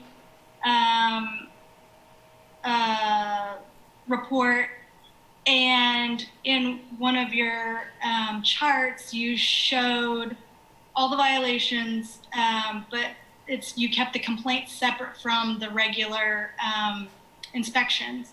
I think there was 100 complaint-driven things. So in your record keeping, you show how the inspections, you get a result, a clear result. But with the complaints, it seemed less clear whether you got a result or not. Can you talk a little bit about the difference between complaints and regular inspections? Sure. Thank you. I don't know exactly what page you're referring to, but I think I can answer your question, and you can obviously follow up Commissioner Shipley if you have questions. There's not much procedural differences doing a rental inspection for the ordinance versus a tenant complaint inspection, other than the 27 standards and 2 forms. We're still looking for the same type of code compliance. We still have the same type of notification process, same type of forms, same time period for compliance, depending on the severity of the violation. And inspection staff works that from the initial inspection to the end the same exact way. If one is simply someone has called us because they feel there's something that needs to be addressed immediately versus the inspection ordinance where the owner is obligated when they're due for inspection to schedule with us. I don't know if that answers your question completely or not. Commissioner Shipley, maybe, would you say that you have the same percentage of positive results or resolution with complaints? Because I feel like some complaints seem like they're out of your purview. And so I don't know how those are reported or how those are resolved from your perspective for record keeping. I think I forgot to announce my name in the channel. I thought Brian, that's going to first manager. I think the answer to that is yes. There's one big difference, and I think that's important to know, in my opinion. When we're doing a rental inspection, we schedule it. The landlord or the resident agent has worked with us to get a date and time. They know we're going to meet them there. They might be familiar with us, and they know it's happening. When a tenant complaint comes in, the landlord or the resident agent probably doesn't know that we've been contacted. At that point, when we get that call, often there is a tension among those two already. So sometimes when we go on through a tenant complaint inspection, there's a lot more animosity involved, frustrations. When we're initiating the rental inspection, it's part of the city program. Property owners have come to realize, or not realize, but understand the last 6 years, this is what I have to do. And so there's not that tenant landlord issue that we get involved in when there's a tenant complaint. So most tenants usually try to work that out with the landlord prior to calling us. A lot of times they're at their end of the rope, so to speak, and they try to get this resolved. Now they're asking us to come and help. So that's the big difference. But I think our goal is obviously the same for each one. And that's to get a code compliant inspection resolved and get it done relatively sooner than later.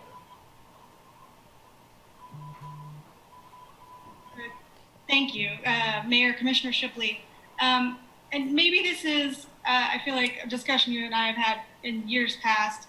And I think this kind of is about your discussion of having the two separate inspection types. So for example, a thing we hear a lot about is mold. We live in a soggy city. So that may not be on the regular checklist for a regular inspection.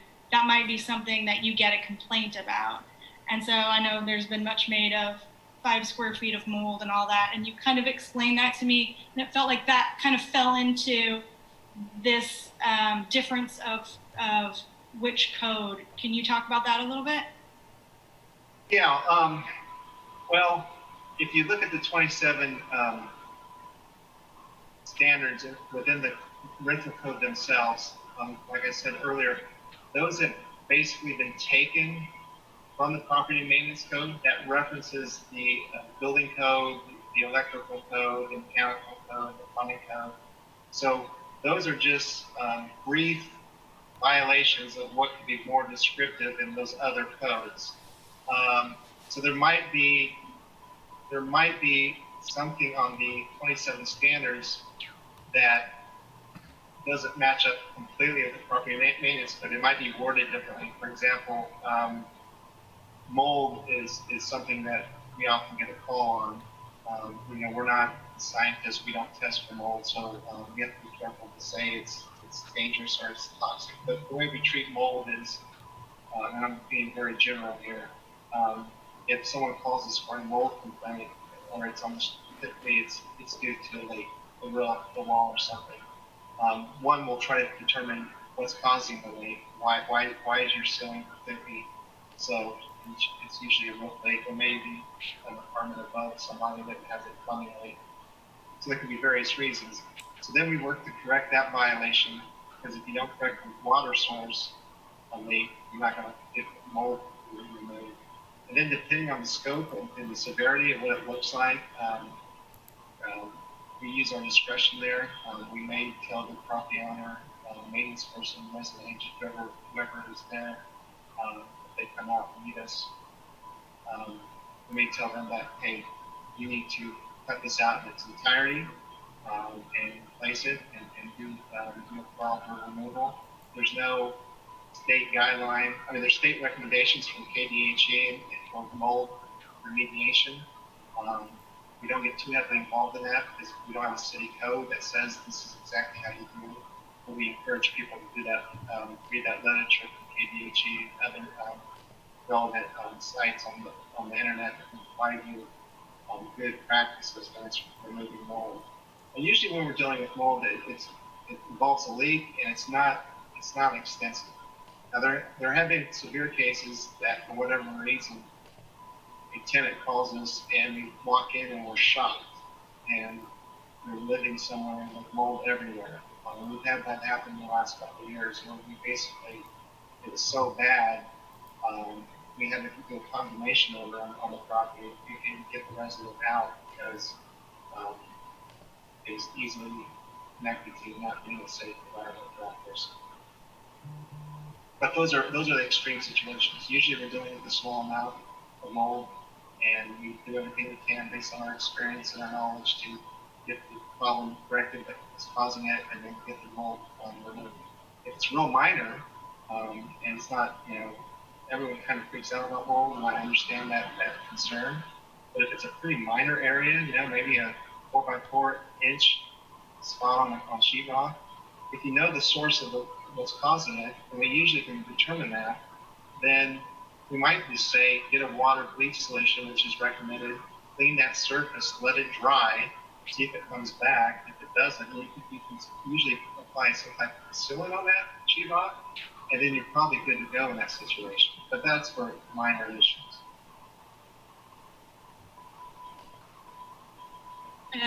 Courtney Shipley, thank you again for that. I do want to clarify a couple other things. So if someone only has one unit and you inspect 10% of their units, you've also inspected 100% of their units. So then you might have 100 units, as you were giving an example, and the 10% would be 10 units.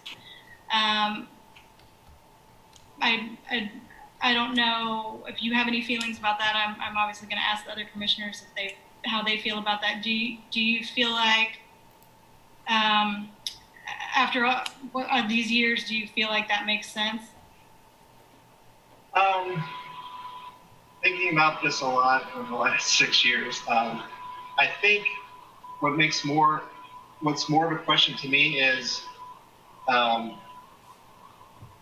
we're requiring everyone to do a sampling, whether it's your only unit or 10%. That might be an equity issue. I'm not sure how I feel about that, but I think for sure, my opinion, historically, now I'm saying this historically, not always. I don't want to imply that older units are in terrible condition, new units are in great condition. But usually, we find more issues with older units than newer units. I mean, that's probably just a little bit of a common sense thing. Newer units are built to the building code at the time of adoption. Building codes have always went towards making things safer. So the building codes today are way different than they were 25 years ago.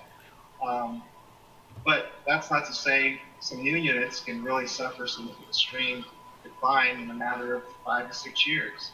So I really think my concern, I'll give you an example of a concern. So we do an apartment complex, and say there's 5 buildings in that apartment complex, and there's 10 units that need to be done. So we'll just pick 2 units in each building to do a fair sampling, right? And we're done. And they're probably going to pass and only have a minor violation, and we're done. We aren't doing the rest, but where I think we might struggle a little bit from a staff perspective is like, say there's a house that's been broken up into 4 apartments. And maybe that's the owner's only property they have, and we're doing 1. So we're doing 1 unit in that 4-unit structure.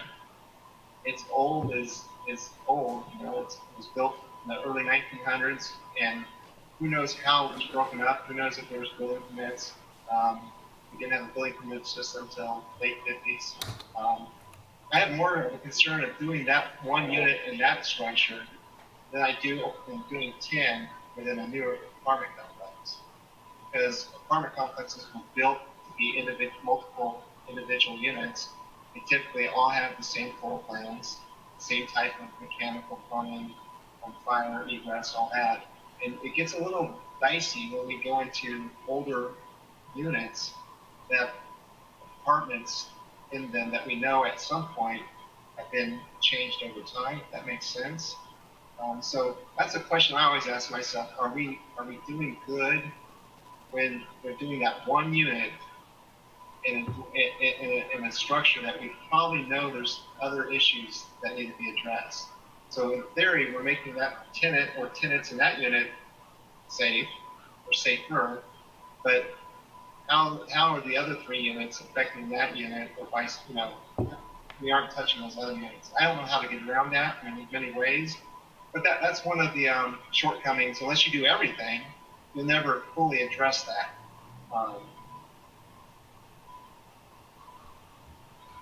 Thank you, Commissioner Shipley here again. The only thing I noticed just off the top about the 6-year cycle, so for example, in 2019, you added the necessity for carbon monoxide detectors. So in theory, wouldn't there also be a number of people who won't be inspected for 4 or 5 years, may not realize that's something that needs to be done maybe sooner rather than later? Or do you know what I'm saying? Yeah, that's a good point. And I want to expand on that just a little bit. Over the course of the last 10 years, we really haven't changed much requirements code-wise. The 2 major ones that I can think of, where we at some point required smoke detectors in every bedroom. It used to be just outside of bedrooms, and that might have been met with a little bit of pushback, but once the pushback started, it quickly resolved itself. And then the one that you mentioned was January 1 of 2019 is when the carbon monoxide requirement came in. So we notified people that was going to be a new requirement. We haven't had any pushback on that, but you're correct. If we're only requiring that in the units that we inspect. There's many units that don't have the carbon monoxide detector, unless their landlord or resident agent or maintenance person is proactive and they are putting those in on their own. $20, $25, $30 for a good carbon monoxide detector. So that's something that individual landlords make that decision on their own outside of the scope of what we do, whether they're going to put that in without being told by the city, or or only being told by us. There is a provision in the building code, and I don't want to get too involved in that because I don't have it memorized, but basically certain types of work done on a residential house that's already been constructed, they will check to make sure that carbon monoxide is put in as part of a text amendment that requires that to be done, sort of a retrofit, so to speak. In the perfect world, every rental unit in the city right now would have a carbon monoxide detector. I mean, it is city code of the parking maintenance code. Commissioner Shipley, again, thank you. And I hope this question isn't too nebulous, but one of the reasons this came up for discussion was because of the short-term rental discussions that the commission was having and the public was having. So I see that you guys also do the short-term rental inspections, a few of them that there were. From our perspective so far, we've been hearing more from planning and less from code enforcement, since you'll be the ones I gathered doing those inspections. Were there any concerns or any inequities in the discussions we were having? For example, there was talk of requiring certain kinds of insurance and things that we don't require of long-term rental. From your perspective as a person who's in code enforcement, were there any particular things you thought we should be mindful of as we look at the long-term rental or comparing them? Well, we can definitely go into a little bit of the short term. I will talk about this next week as well. So you're asking my opinion on that? Okay. So here's my opinion. Currently, right now, the short-term rental program requires an annual inspection. I think that's overkill for that type of use, and I'll tell you why. As we all know, I think most of us have either looked at Airbnb ads on platforms or have actually done an Airbnb. The way you get those rented are good reviews, clean places. So I think the way those are handled from a code compliance standpoint is a little bit different than a long-term rental where you might have evolving tenants over time and you may not have time to correct things between move-out dates and move-in dates. You know, we've all heard from short-term rental property owners that the amount of time they spend preparing the unit for the next renter, and that sometimes they feel like they're not making enough money doing it because it takes time. I'm going to recommend a different inspection cycle for short-term rentals because I think they are a little bit different than long-term in that regard. I think you will fall from the renter world if you don't have your Airbnb in good condition. Now, I still think we need to inspect them because owners may not know what the code requirements are. But once that initial inspection happens and we get it in the right direction, I think my staff is finding out that the second year inspection is really, there's no issues at all because those properties are really focusing on a different clientele. And from my experience doing Airbnbs, I think that's accurate. So I think maybe if we look at maybe not doing a exemption in 6 years, maybe you look at doing something that's not 3 years. I don't know. I mean, there's so many ways you can go. The thing about inspections, you look at 10 different cities and they all have 10 different ways of doing it. I mean, so 3 years was carried over from the previous ordinance. I think it's worked well. My concern is, we're getting off track here a little bit, but still continuing on that direction. I think the 6 year may be problematic for various reasons, but it's really about how many units do you want the city to inspect over a certain period of time.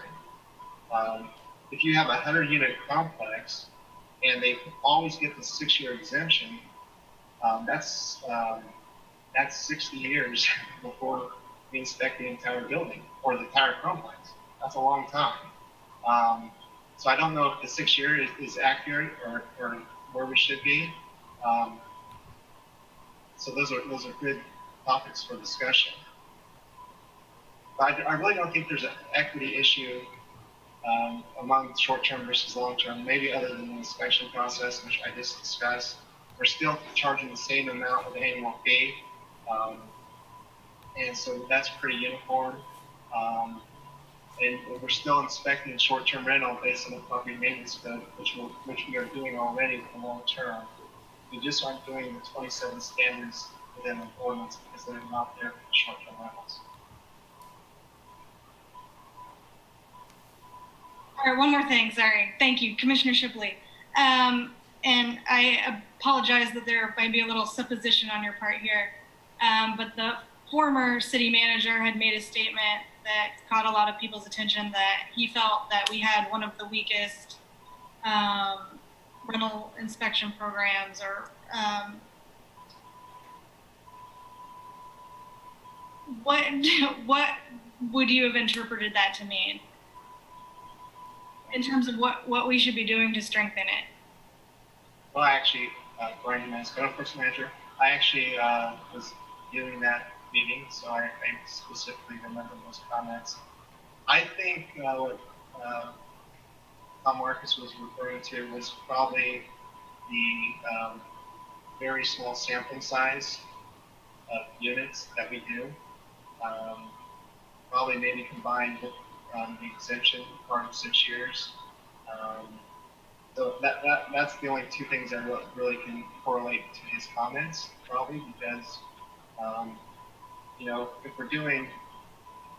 if we have 20,000 plus rental units and we're doing 10%, well, 10% is 2,000, and you take it over a 3 year inspection cycle, that's about 600 per, 650 per year.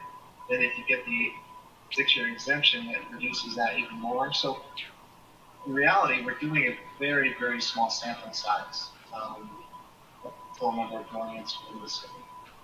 And that was hard to predict for me initially because we just didn't know how that would all transpire. What we found out is, wow, based on how this is written,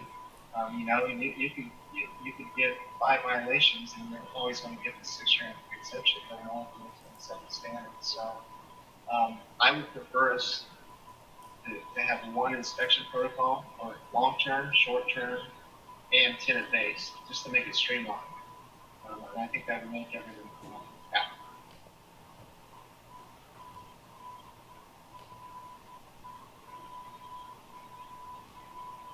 This is Vice Mayor Finkeldye.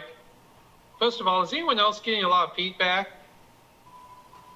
I don't know if code can do anything about the feedback.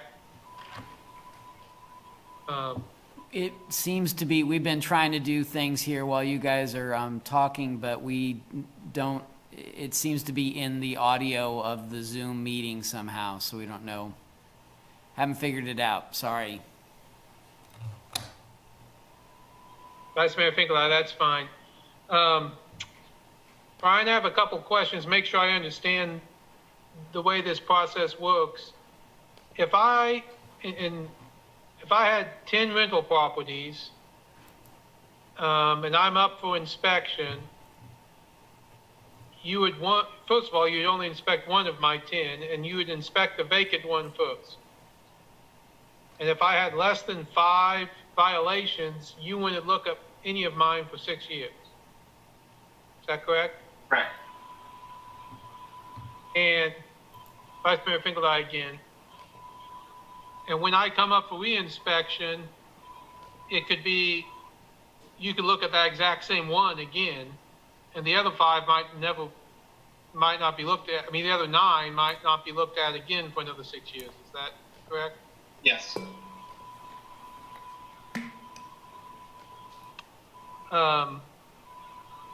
Vice Mayor Finkeldye, do you know what the rationale of looking at a vacant one? It would seem to me that a vacant one might be fixed up in a way like an Airbnb, ready to be shown, whereas looking at one that someone's been living in might be a, in particular, if someone's lived there for a while, might be a better way. But was the vacancy priority chosen just because of the privacy concerns, or do you know?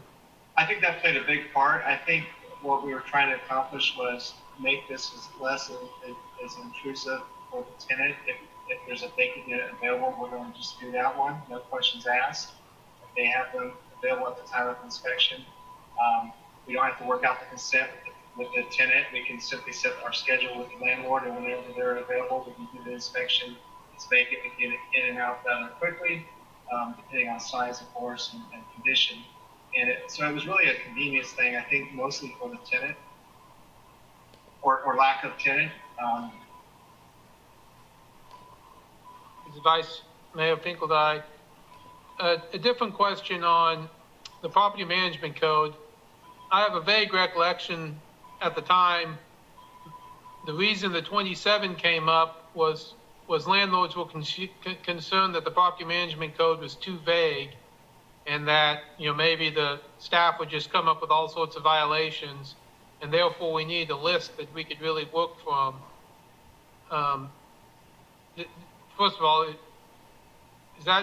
you have that similar recollection, and do you remember the discussion at that time? I think you're on the right track on that. I think there was some false narrative, in my opinion, that we were going to run amok out there and just cite things frivolously and just create just a nightmare for them, which in my opinion was not true and hasn't came to fruition. So I think you're on the right track there. But in reality, most of those 27 standards are just a short version of what's coming out of the property maintenance code to begin with. Well, this is Vice Mayor Finkeldye. I was going to follow that up and say, it looks like there's only 2.1 violations, or in last year, I think only 1.8 violations under the property management code. So it certainly doesn't look like the evidence would bear out that, what was the term you used? You ran amok, just picking up things from the property management code.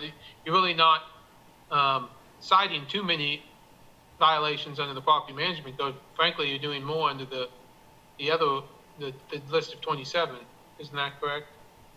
Yeah, Brian Humans, code enforcement manager. Yeah, that's correct. But I think you would see those, obviously, property maintenance code violations go up if we got rid of the standards within the ordinance because they're pulled from the property maintenance code. So I think they would probably most likely all shift to the other side of the spectrum. And we get away with the 27 standards. In my opinion. And I think it's important to remember that, when we do newer construction, I mean, there's a really good chance if we have an apartment complex that we've done 10 or 15, maximum 15, and it's built in the last 10 years, there's a good chance we're walking through that without any violations whatsoever. The only one that might get them is the carbon monoxide environment. But other than that, codes that we look at on a frequent basis, those units should already have those. So I mean, that can really put the number of violations on average down. Because I know we do walkthroughs in those units often when they're due. And, an apartment complex with a 2-bedroom or 1-bedroom unit that's 500-600 square feet, they're all the same, and there's 2 floor plans to look at. You can do those relatively quickly. There's just not much issues that will present themselves when they're that new. And they've been built to a higher standard of building code. Vice Mayor Finkeldine, do we ask the age of a rental unit is that on the form, the age of the building? Yes, there's a space for the age. A lot of times they don't know. We utilize that because really when we pick the inspections, we sort of lead that discussion. For example, if we look at the history, and some units have been inspected on a newer property 3, 4, 5 years ago, we're probably going to look at a more request to get into a more older unit that maybe hasn't been done as frequently. So there is a spot for the age, and sometimes that's not filled in, but we can simply go to the county records and determine when that unit was built. Vice Mayor Finkeldine again, so would you suggest, when you're talking about the 2 different codes, are you suggesting to get rid of the list of 27 and just use the property management code? Or do you think having that specific list of 27 is good and you just add a 28th, which is, property management code violations?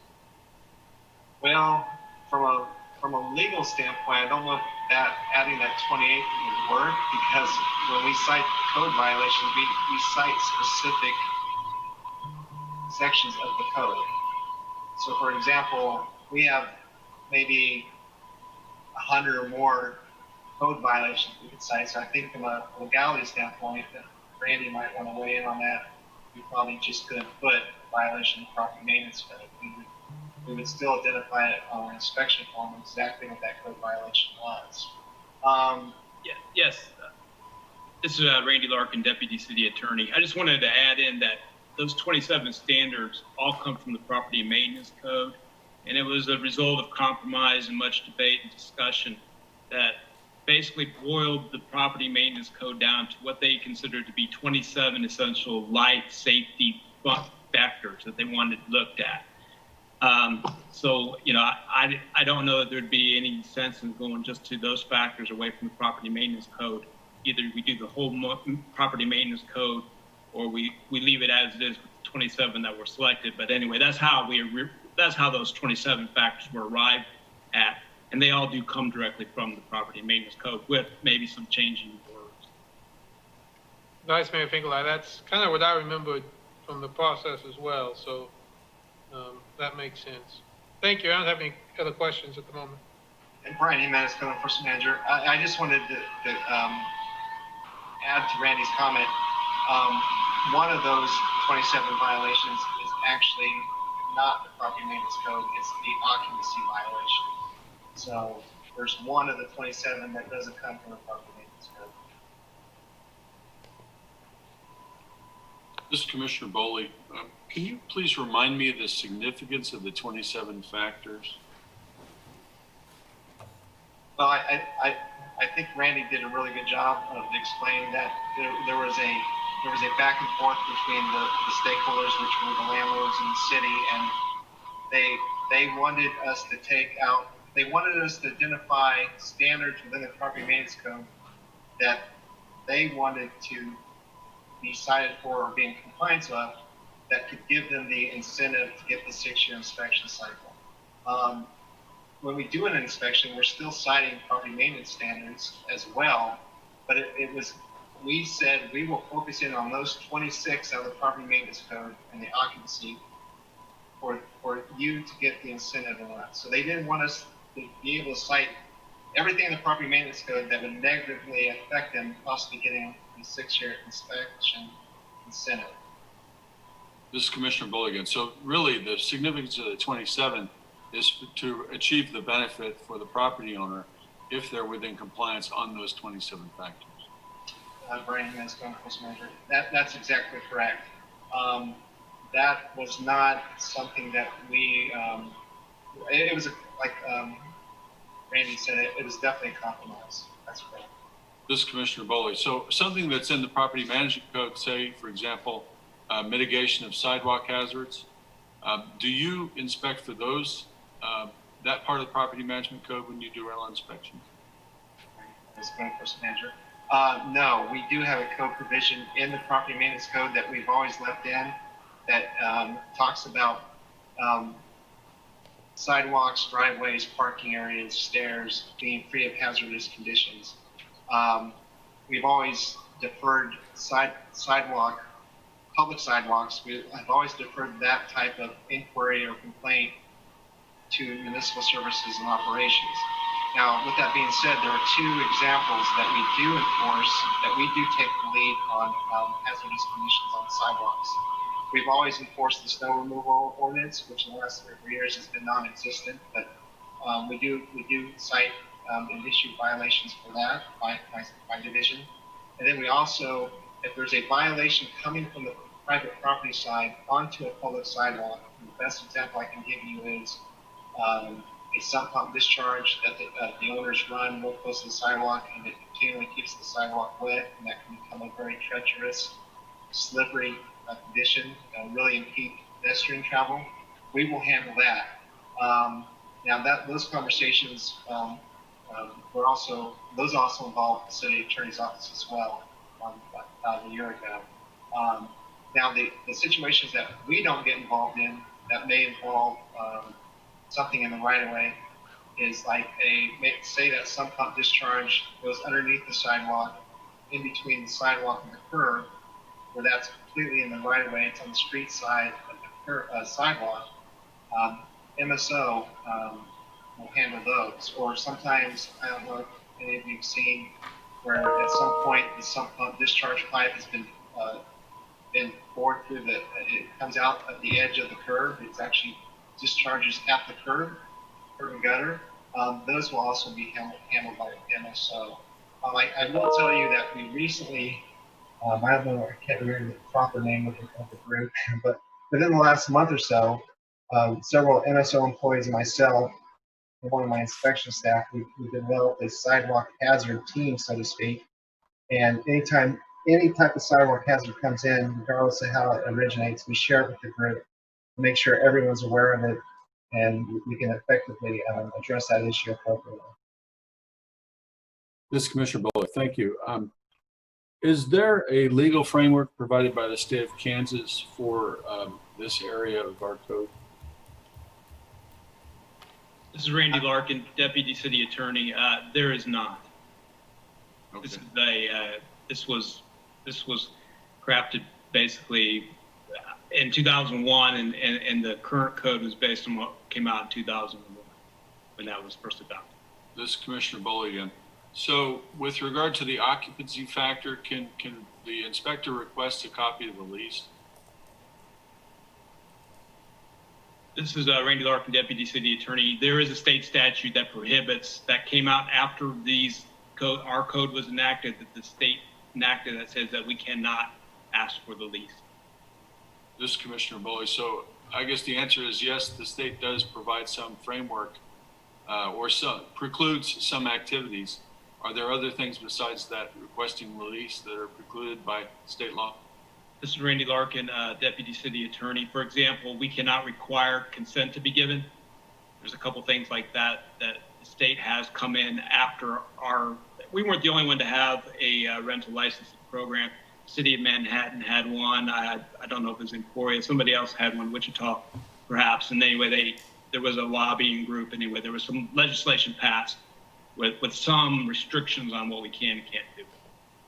This is Commissioner Boley. I'd appreciate some more information on exactly what the state law has as we continue to talk about this project. I guess another question is, and I think Brian may have alluded to this, is there an identifiable subset of properties that has a higher number or rate of violation than the norm? Brian Jimenez, Code Enforcement Manager. We don't have any statistical information that I can show you that unequivocally says that one area or one type of structure has more violations than another type of structure.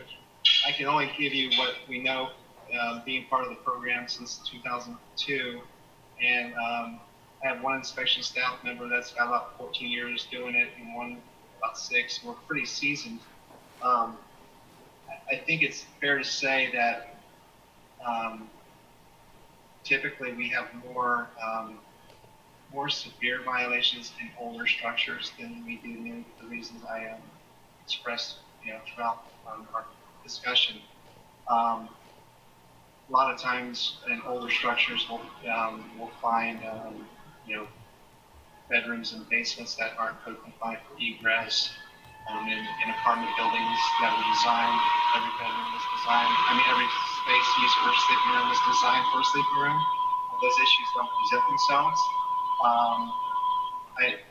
I can give you a real life example that just happened last week.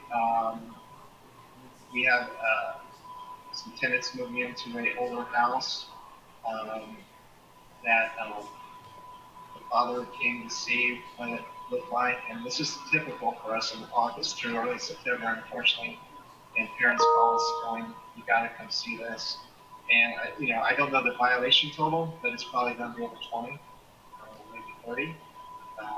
Give or take some. My staff is still working on figuring that. But I don't want to present that every older house is got problems, because it really comes down to the integrity of the landlord, in my opinion. There are many great older homes throughout the city in various neighborhoods that if you have a good landlord that takes pride and has integrity and renting a good unit to tenants, then and vice versa. We can have newer stuff that just goes downhill and the landlord doesn't address it and makes it another 3 or 4 or 5 years go down, and properties really dilapidated. But I think overall, from our standpoint, our more difficult inspections to conduct are the older structures throughout the city, because you got rock foundations that might be leaning, buckling, or caving in. You have mechanical that might be put in a really odd location in the house. You may have drainage issues coming into the basement. Some of those just don't present themselves as often in newer homes. Doesn't mean that they can't exist, but I think overall, you probably see a little bit more frequent occurrence of bigger issues within aging housing units. This is Commissioner Boley. Is there any way we can analyze the data that we have from the inspections we've done over the past 5 years to work on identifying subsets that might need more attention than others? If we're prioritizing scarce inspection resources, it would seem that we would be trying to identify those properties that are most likely to have these kinds of violations. And I think that if you're having 20 or 30 violations on a property, very likely that should be a reason to expand the inspection to other properties from that owner. That seems like a real problem to me. Brian Jimenez, Code Enforcement Manager. Yeah, that example is obviously on the higher end of the extreme side. And I don't know if that's the only property the owner owns or not. If it was, then that would be the only one that we would, of course, complete. Our current statistics from the annual reports haven't provided that information. We did some discussion earlier today, and we're confident that we could create or build some reports that might not be providing what you're asking for. So I think we can definitely explore that option. This is Mayor Nanda. I just wanted to check, Brian, maybe your microphone is near a fan or something. Every time we come back to you, it sounds like a fire truck is coming through. And I want to make sure that we can all hear everything that you're saying. I kind of wanted to piggyback on Commissioner Boley's question, because I was wondering about, and I didn't find in the information that we received, the percentages of, I'll give you a second, I'm sorry. And I understand it's my computer, and I tell you what, I don't know if I'm going to be able to fix it or not. I don't. If you can bear with me for the remainder of the meeting, Fine. If you guys go into thorough discussion, I'll probably take that time to. Thank you. So my question was related to Commissioner Boley's, in that, I didn't see any data on the percentages of our RLSF, RLMF, or RLMA, the percentage of those that are the 20,000 rental units. And kind of just listening to the things that folks are saying, I'm wondering where the value might be in distinguishing, either based on that, based on year built, based on number of violations found, the frequency of inspection. So not basing it solely on, X number of violations, but X number of violations plus year the home was built, or plus the type of unit that it is, or plus the number of units that aren't inspected. Do you see any value in distinctions like that coming up? It seems like if you're inspecting one apartment and you identify an issue,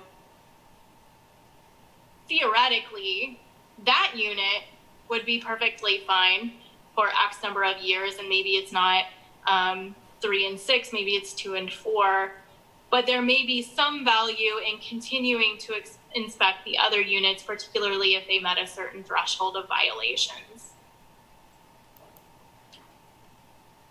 I think all that's possible. It's really seeing how the ordinance could be written, and then obviously reviewed by Randy to see if that we don't run into any legal issues that might be discriminatory in nature. I think that would be probably the biggest concern in my opinion. Initially when we talked about expanding the program, at one time we had a draft on the table. We were talking about simply looking at the age of the structure that we expect. That didn't gain much momentum, and so there were people that wanted to do more citywide inspection process. Thank you. This is Commissioner Boley. I have a couple of questions about the inspection program. First, can you explain how the decision was made to essentially use the funding generated from fees and rental licenses to do the inspections as opposed to relying on any tax subsidy?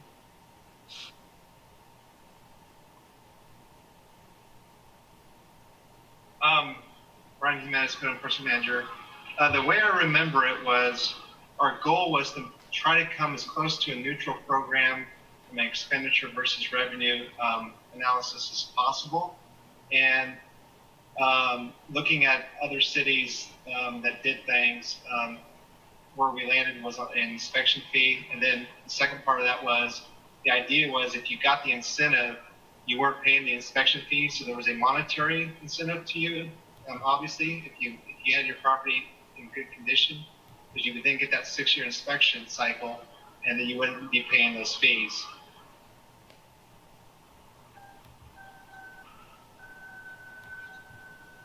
This is Commissioner Boley, and also with regard to the inspections, it seems to me that it's important for the city to have uniform standards as far as the properties go. I'm not so convinced that we have to have uniform application of compliance measures, because I think compliance measures need to be geared towards violations rather than just scattered broadly across the whole population. I'm curious why we're so limited in what we can follow up on when we find lots of violations.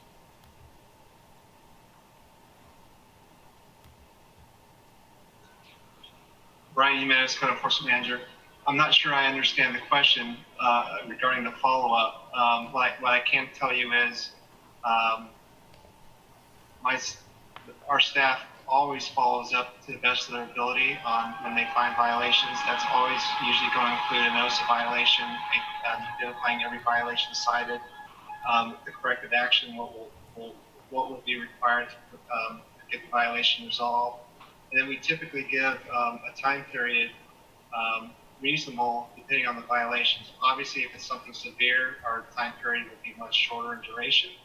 And then once we do that, that case is open until we resolve it. And now it might take a while because we're not going to go in and start doing and getting contractors and repairing these things for the property owner, but we're going to do everything we can based on our abilities and our customer service skills to work towards getting compliance on that property. So we should be following up on those properties. In the world of code enforcement, unfortunately, sometimes things don't happen as quickly as we want them to. But the easy part is doing the inspection. That's the easy part. The hard part is getting compliance from a property owner that just simply is dragging their feet. This Commissioner Boley, I think what I'm referring to is not the fact that the inspected property is not brought into compliance, but rather that the sample is not expanded.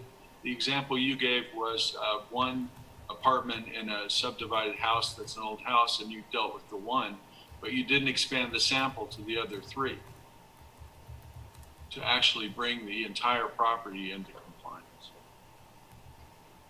Brian Jimenez, Code Enforcement Manager. Well, there's potential there for that one property I'm referring to being that person's only property, and therefore with the language of only 10%, where we can't expand it out to. If there isn't an excessive amount of violations, we're probably not going to request to do the other ones.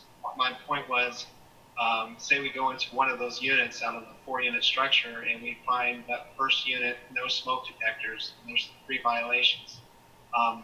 In the older structure, we're not inspecting the other 2 or 3 units to make sure they have smoke detectors. But I think in some situations we probably should. In newer buildings, we know they're hardwired, and we're pretty confident that minus physically removing the smoke detector itself, it's probably going to be there and hopefully work in a working fashion. This is Commissioner Boley. My problem is really not with what you're doing, but with the 10% requirement, or the 10% limit. Brian Jimenez, Code Enforcement Manager. Well, thank you for that comment. I couldn't agree with you more. I think that's probably what our former city manager was referring to when he said it was pretty weak and he had seen things. It's once you do 10% and then you throw in the potential for the 6-year incentive, it's pretty watered down as far as required inspections.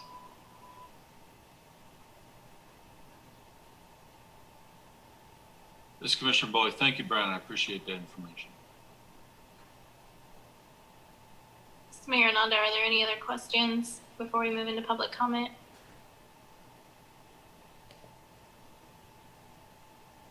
We have one individual signed up for public comment on this item, and I will say I will request a 5-minute recess after we're finished with our public comment here before we bring it back up to the commission. And the person who signed up is Chris Flowers. Please go ahead. You have 3 minutes. Hi, this is Chris Flowers. When it comes to occupied units, I don't think the city should be inspecting an apartment unless the person living there wants it inspected. What if someone is growing marijuana or mushrooms? They sure as hell don't want their apartments being inspected. If the purpose of this program is to protect the renters, how about asking renters if they want your protection? As a renter, I don't want the government coming in and going through my apartment, and I don't think others would either. Vacant units, yes. Occupied units where the person living there wants an inspection, yes.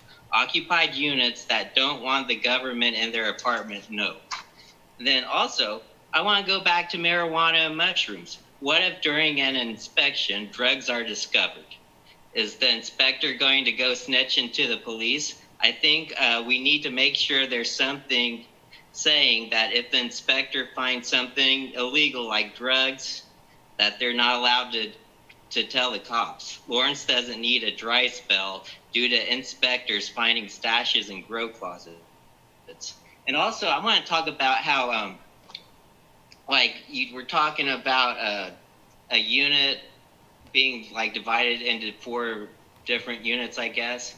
I would just say that if you only inspect one, you say, what about the other 3? Well, I would say, well, what about the people living in the other 3? Why can't, if something's so unsafe, why can't they just go complain themselves? Why does the government need to come and protect them for themselves without them even asking? And I think, here's what I think is going to happen. We're the places that are going to have the most problems are going to be the older places. And I'm wondering, what's this going to do for affordable housing when like problems are found in some old house, and instead of fixing it, they just decide to sell it to some land developer who's going to tear down the house. They're going to build something new, and new places always cost more, so that's going to be like a couple hundred more for rent for a place. I think that's going to be one of the things that happens because of this, is that we're going to lose some older places that are affordable housing, and they're going to be replaced by newer places. So I don't think we should be inspecting apartments without the renters themselves wanting it inspected. I mean, and if it's for safety, what about owners? Like, why aren't we inspecting people who own houses, like inspecting their houses to make sure they're safe so they're protected also? That's all I have to say. Thank you. Mayor Nanda, thank you. Porter, is there anybody present in commission room? No, Mayor. So we will take a 5-minute recess, and we'll be back around 8:27.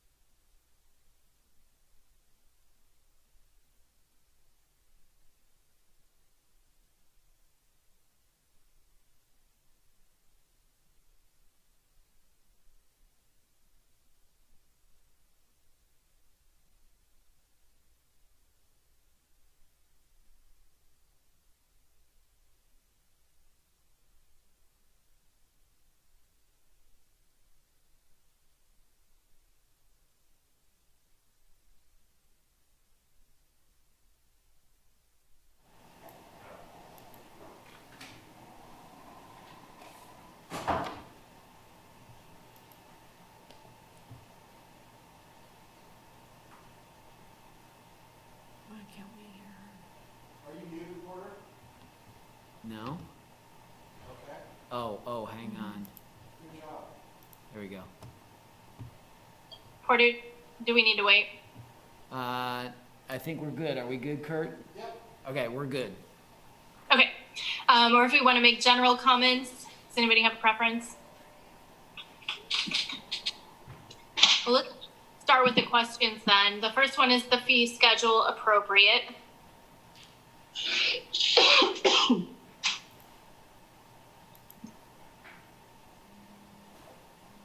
Mayor, Commissioner Shipley, we didn't really ask Brian about the amount of the fee. Maybe to me, the $14 to $17 seems pretty low. $50 for the inspection may be a better question for if we break even on the hourly use of time. Those are kind of things I'm wondering about. This is Commissioner Boley. I think that one of the questions is do we want this program to be funded solely by the fees, or are we willing to augment that with tax revenue? Commissioner Larson, I think we could also add in there the consideration that, gosh, I forgot what I was going to say. Sorry about that. I'll think of it in a minute. Commissioner Shipley, just maybe a question for Commissioner Boley. If they've run a deficit all these years, even though it's been decreasing to a certain extent, are we kind of subsidizing it just on the back end? This Commissioner Boley. Yes, we're backstopping it. It appears that the goal of the current management that has been going on for several years is to try to even that out to zero. And, you know, if we're asking, are we doing enough inspections? You know, one way to do more inspections would be to increase the fees. Another way would be to simply say, there's a public good for this program that's worth using tax revenues to pay for some of these costs. This is Mayor Ananda. I do think that if we're talking about the fee schedule and wanting to break even, all of these other factors are going to impact the viability of that. And the bigger question might be exactly what Commissioner Boley and Commissioner Shipley mentioned, which is, do we want it to be self-sufficient? Is that a reasonable goal to have? Or what is the bigger goal in that conversation? So I would propose that maybe we skip the first question for now and jump down to the others. Would anybody be opposed to that? The second question is the 10% inspection sampling appropriate? Excuse my dog.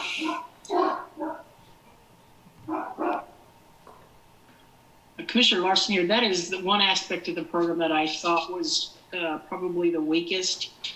From my experience, I do, just full disclosure, I do have some rental properties, and it just seemed to me that small sampling size is just not, doesn't seem to be adequate. I guess I'd like to, you know, if we need to get more information from staff on that, but that small sampling size just does not seem adequate.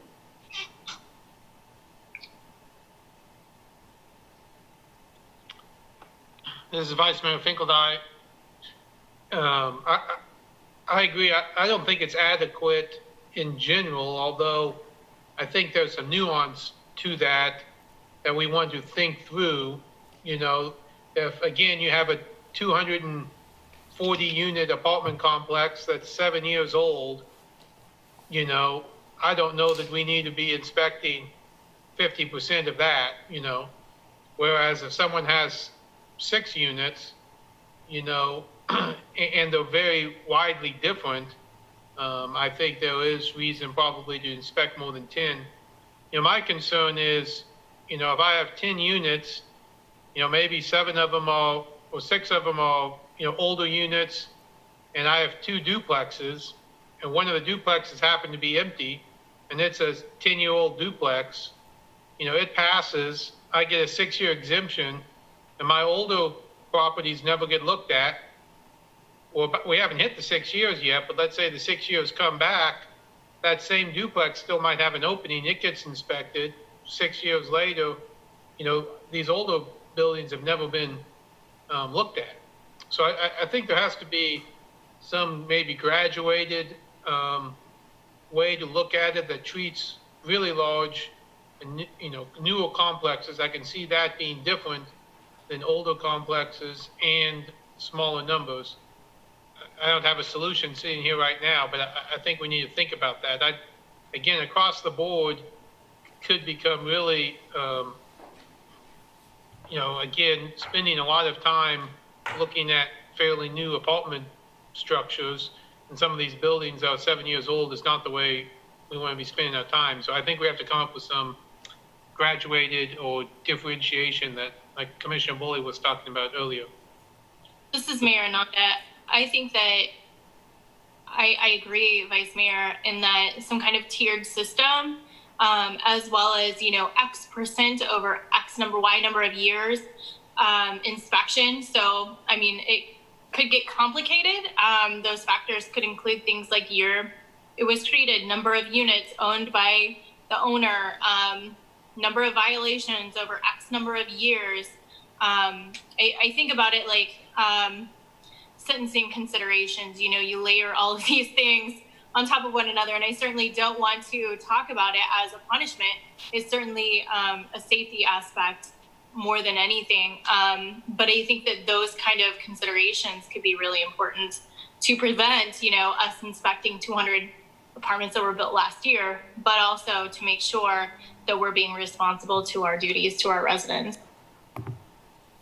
This is Commissioner Boley. I really feel like our compliance efforts should be essentially figured out based on data. I mean, we need to have data to say this is where the problems are, this is where we're going to spend our scarce resources. I don't want to spend a lot of time and money inspecting units that frankly don't need to be inspected.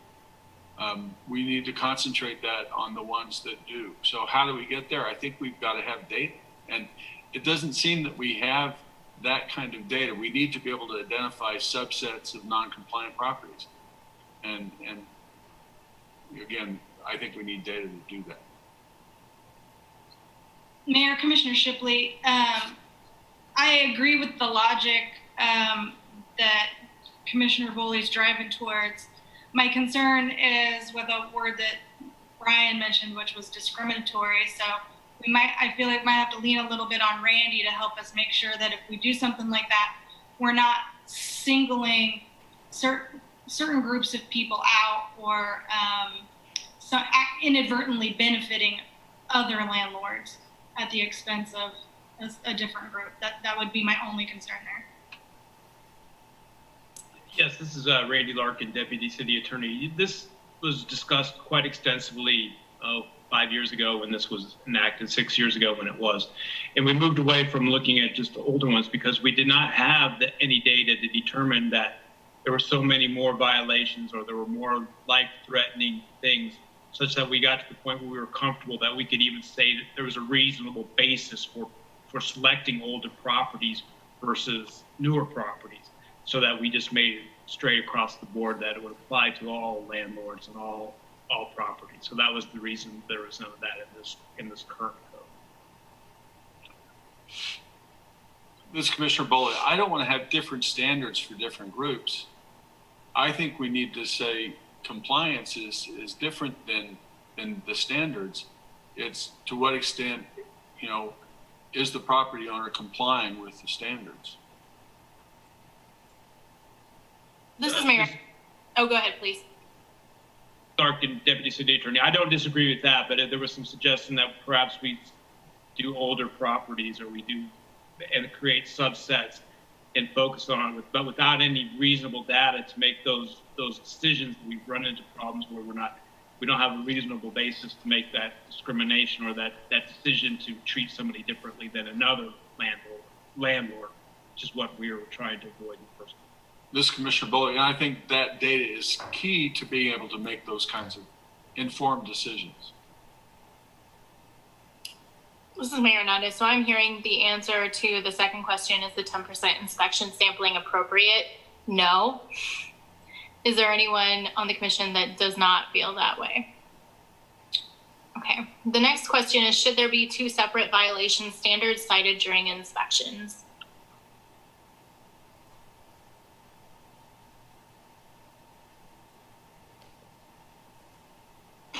I think that Brian indicated that he felt like that was not appropriate, or at least based on his experience, that has created complications that could easily be remedied. Commissioner Larson, I would agree with that the inspection cycle, 3-year, and then the 6-year exemption for the exemptions, I think those are a bit extended and need to be revisited. This is Vice Mayor Finkeldye. I think this is one, as we talked about earlier, that we have the data on, and that the data shows that we, the concern about using the property management code as being too arbitrary, as an example, has not come true, so that I think we could get more people comfortable with the idea of just using the property management code going forward. Commissioner Shipley, I agree with Vice Mayor Finkeldye.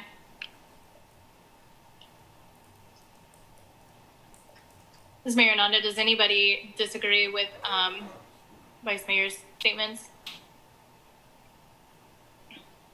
Okay. So the next questions are, should the 3-year inspection cycle be reduced, and should there continue to be the ability to obtain exemption for 6 years for fewer than 5 violations? I combined those 2 questions because they're interrelated.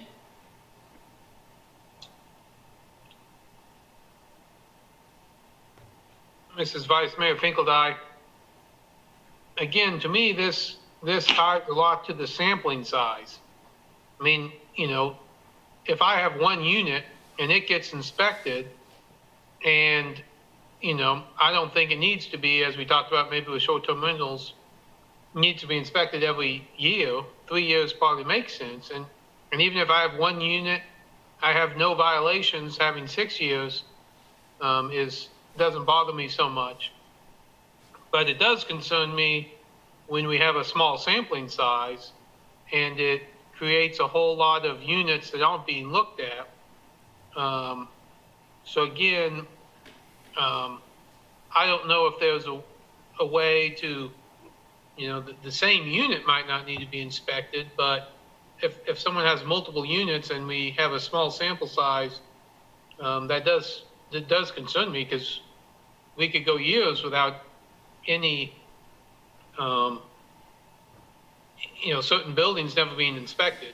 And I guess I would throw in here at this point, because it's not on one of our official questions, I'd want to look at this vacancy opening, that I think that might be one factor we look at, but it would seem to me if there was 10 units, even if we're only doing 1 of them, and we should give some flexibility. I mean, heck, you could look at the 10 of them on the, on the Google Street Map or something, and decide which one you probably want to look at. More important, with better information than just the vacant one, because that's probably the one in the best shape. So I think we have to tie that into this as well.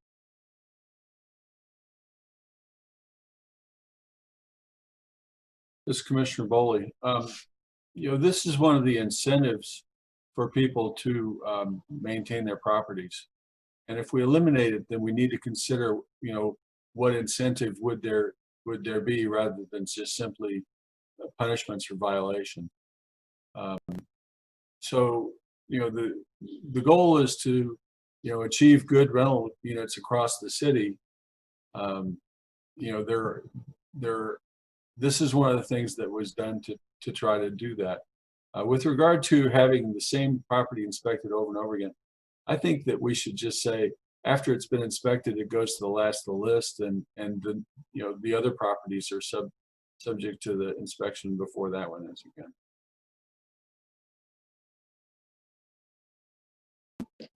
Vice Mayor Finkeldye, and I do agree with you, we need an incentive system, and I agree, I'd hate to lose that.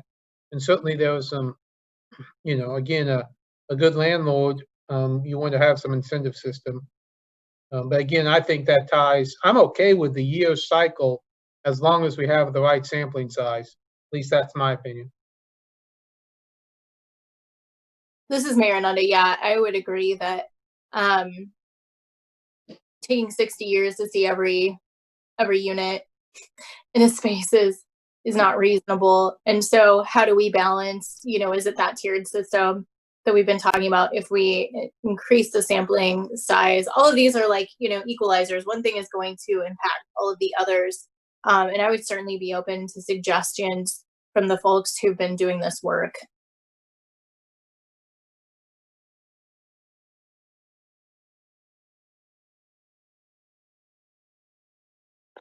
Is there more dialogue around these two? I don't know if that's enough for staff to move forward on regarding those questions, but it seems like we're pretty open.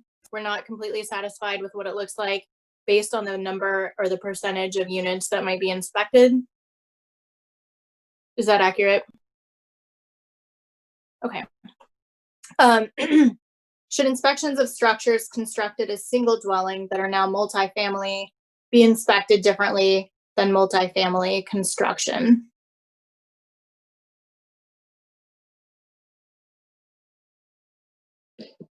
Vice Mayor Finkel, I think this goes back to the issue before. If we have the data to support it, and Randy thinks we can do that, it certainly seems like it's appropriate. And it sounds like, at least anecdotally, that's what Brian thinks is probably the case. But if we could back that up with some data, I could certainly see that. And I certainly see this idea of, an old house broken into 4 units. I mean, maybe we even just say that's treated as one, and we inspect the whole thing, as well as rather than, getting away with inspecting just 2 of the 4 parts of the same house. That just seems difficult. So maybe there's another way to address that by the way we define what we inspect. Commissioner Shipley, I would be curious to know if Randy feels like something like that would be allowable.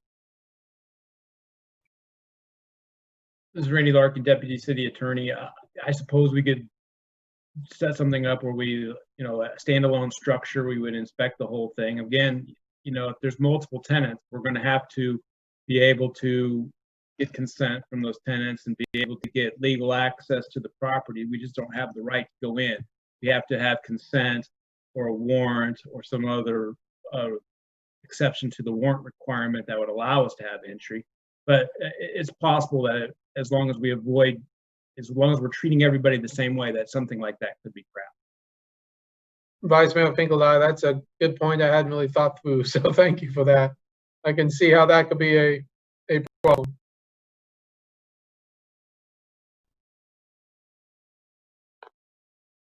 Is there anybody who would feel differently from the discussion that we've already had on that item?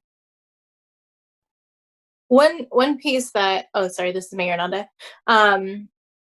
I was thinking about as we were talking about the inspection sampling and the amount of time and the amount of years, particularly if it remains the 6 years, if there's a way to do some sort of survey to residents of those units that haven't been inspected, particularly even if we're doing a very good job of doing this, it's entirely feasible that a 250 unit complex is not going to have every space inspected or may not necessarily need every space inspected in a 6-year period, but would there be benefit in providing some sort of survey to residents? I know one of the things that Brian mentioned was getting calls from parents who were like, you got to see this.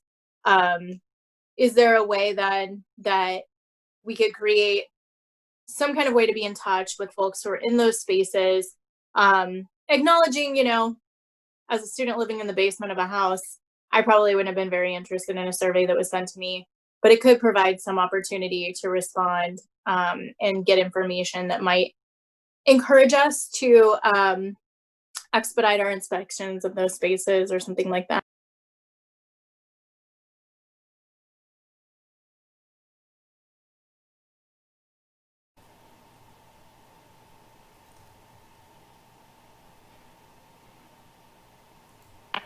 I'm going to go with no. And that's okay. Sorry, Commissioner Shipley, I didn't know if that question was for us or if you wanted to hear from Brian first. Sorry. This is Mayor Nanda again. I think it was for the commission. If there was, I'm not gonna send something to staff or ask staff about it if there's no interest from other commissioners on that. I was just thinking of a way to alleviate the burden that if we're looking at cost effectiveness and inspecting more units and being more targeted in our approach, that might be one solution. This Commissioner Boley, I think this is going to be a topic of conversation for a long time before we take action. And it's really important for that to happen. We need to hear from the tenant community. We need to hear from the landlord community. We need to hear from everybody. So let's do it. Any other item, this Mayor Nanda, any other items commissioners want to bring up on this? Commissioner Shipley, a couple things. One thing that Brian touched on when I asked him about mold, which was we don't have anything in the code that addresses mold. I understand what he's saying. They just try to direct people to other agencies or other ways to solve that problem. I wonder if staff thinks it's worth it, based on the amount of complaints we get about mold, to consider that.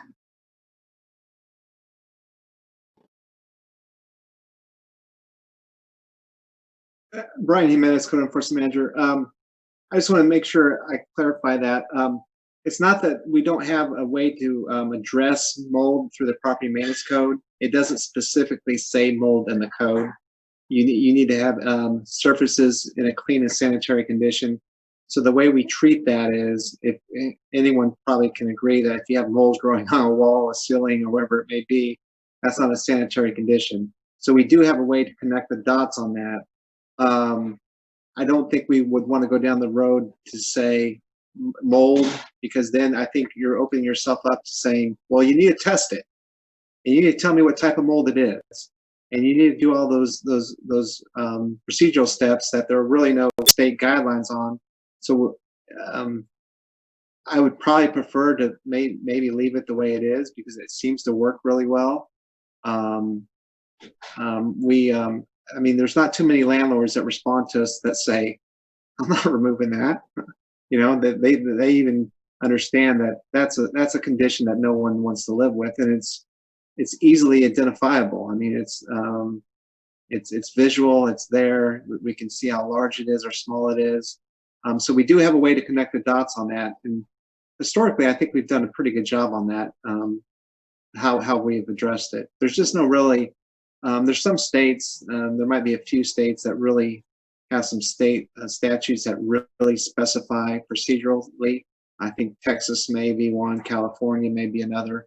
But minus that happening at the state level, something that we could piggyback on, I think we're okay from a code standpoint regarding that issue. Commissioner Shipley, thank you. And another thing that I didn't bring up, and I would like to hear from Brian what he hears from the public, but ultimately I'm sure my question is for Randy, which is that I hear people feeling when they make a complaint, then they're asked to leave immediately, or they're asked to leave at the end of their lease. So there's, for renters, a feeling of intimidation or retribution. We don't have a way to address that now. I don't know that there is a way for us to do that at the city level, but I wouldn't be able to sleep at night if I didn't ask. Brian Jimenez, Code Enforcement Manager. Well, I can tell you that that is a concern that we hear frequently from tenants. Usually, like I said earlier, when we get called by a tenant, they've tried to resolve it through cordial correspondence with the owner, resident agent, property manager, through emails, phone calls, or maybe even on-site visits. That's when we do a lot of referrals to, you know, if they're students, we refer them to the legal aid of KU or Housing and Credit Counseling Office if they're not students, and we try to get them to an agency that can help them. that's the $1 million question of how do we resolve that issue when someone calls us and they're already fear of retribution from the owner, and then when they call us, they're either evicted illegally or legally or threatened with that. That's one argument for the rental inspection program. If we had a higher sampling, that alleviates that the responsibility of the tenant. That it'll never resolve it completely, because unless we did 100% of the units every single year, I mean, that's not gonna stop. I think we'll always have those conversations in those situations. Unfortunately, there's just like there's bad in every profession in the world. There's great landlords, good landlords, and ones that aren't so good. And I would classify the not so good ones are the ones that take retaliatory measure against a tenant that calls us for an inspection. Those are bad situations. I don't have the answer how we would resolve that completely. This is Randy Larkin, Deputy City Attorney. I just wanted to point out that that complaint or that feeling that there was retaliation or some type of intimidation to keep tenants from filing complaints was the reason we made those amendments in 2004. That was what really underlay those amendments.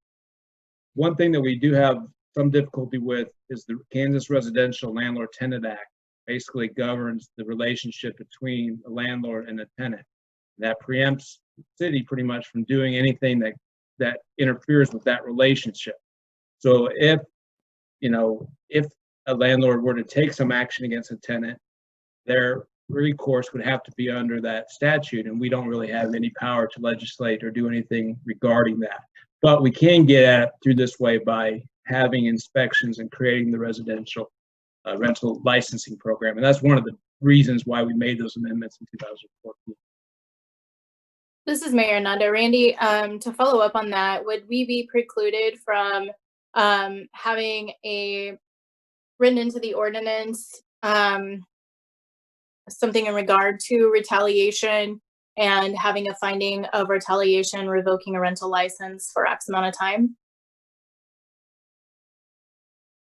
This is Randy Larkin, Deputy City Attorney. In my opinion, I believe we probably would be, but I think we should probably look at that a little closer. I think we do some little more investigation on that, but I think it probably would preclude us from doing something of that nature. Mayor Nanda, thank you. Anything else, commissioners? Staff, do you feel like you have enough to kind of walk this forward the next time we talk about it? Brian Jimenez, Code Enforcement Manager. If you could give me a really good summary of your thoughts, that would be great. I'll probably be charged with trying to put this down on paper with Randy's much guidance, and it would be really good for you to provide me potentially some bullet points where I could say, okay, that's what we need to focus on, because it gets really complicated quickly. I think we got to be careful that we don't get something that makes our job so difficult to determine who gets inspected, because then we might be spending a lot of resources on that part. So I think there's some great conversation, but maybe if you could just give me some highlights that you really want me to focus in on to summarize the conversation, that'd be great. This is Mayor Ananda. I will, looking at the questions, I will provide you a summary of my understanding of our answers without context. And I would definitely, because we kind of summarized after each one, an understanding, encourage a quick review of that dialogue as well. And commissioners, please correct me if I'm wrong. I think in regard to the fee schedule, we didn't dig into that too deeply. We're certainly welcome to dive back into that if we would like, but it depends kind of came from that question. The 10% sampling was not found to be appropriate because there was a desire for a greater sampling, given the fact that a very large percentage of units might not be inspected for a great amount of time. The consensus around 2 separate violation standards was that it would not be necessary to have 2 separate standards. The 3 and 6 year inspection cycles would greatly depend on our conversations around the considerations of the percentage that we're inspecting, as well as how we're looking at what kind of units we're focusing on. And then single dwelling versus multifamily, there seemed to be consensus around the possibility of considering that more seriously.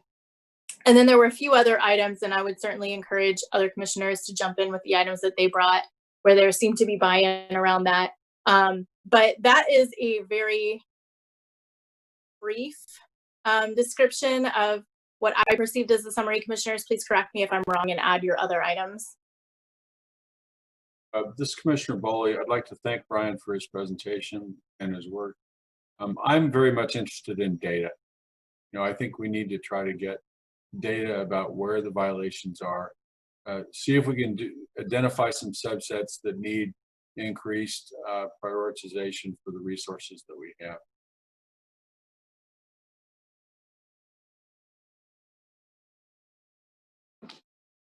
Mayor, I don't necessarily have anything to add, but I did kind of want to tease out something that Commissioner Bowley was saying, which is what I heard him saying was maybe a feeling of needing more of a commitment in terms of supporting the project financially than just what they do in fees, whether we raise the fees or not. But I don't remember hearing anyone else support him in that suggestion. I wonder if staff might feel a greater freedom in crafting something if they felt that they weren't hemmed in simply by the fee structure and what it raises on its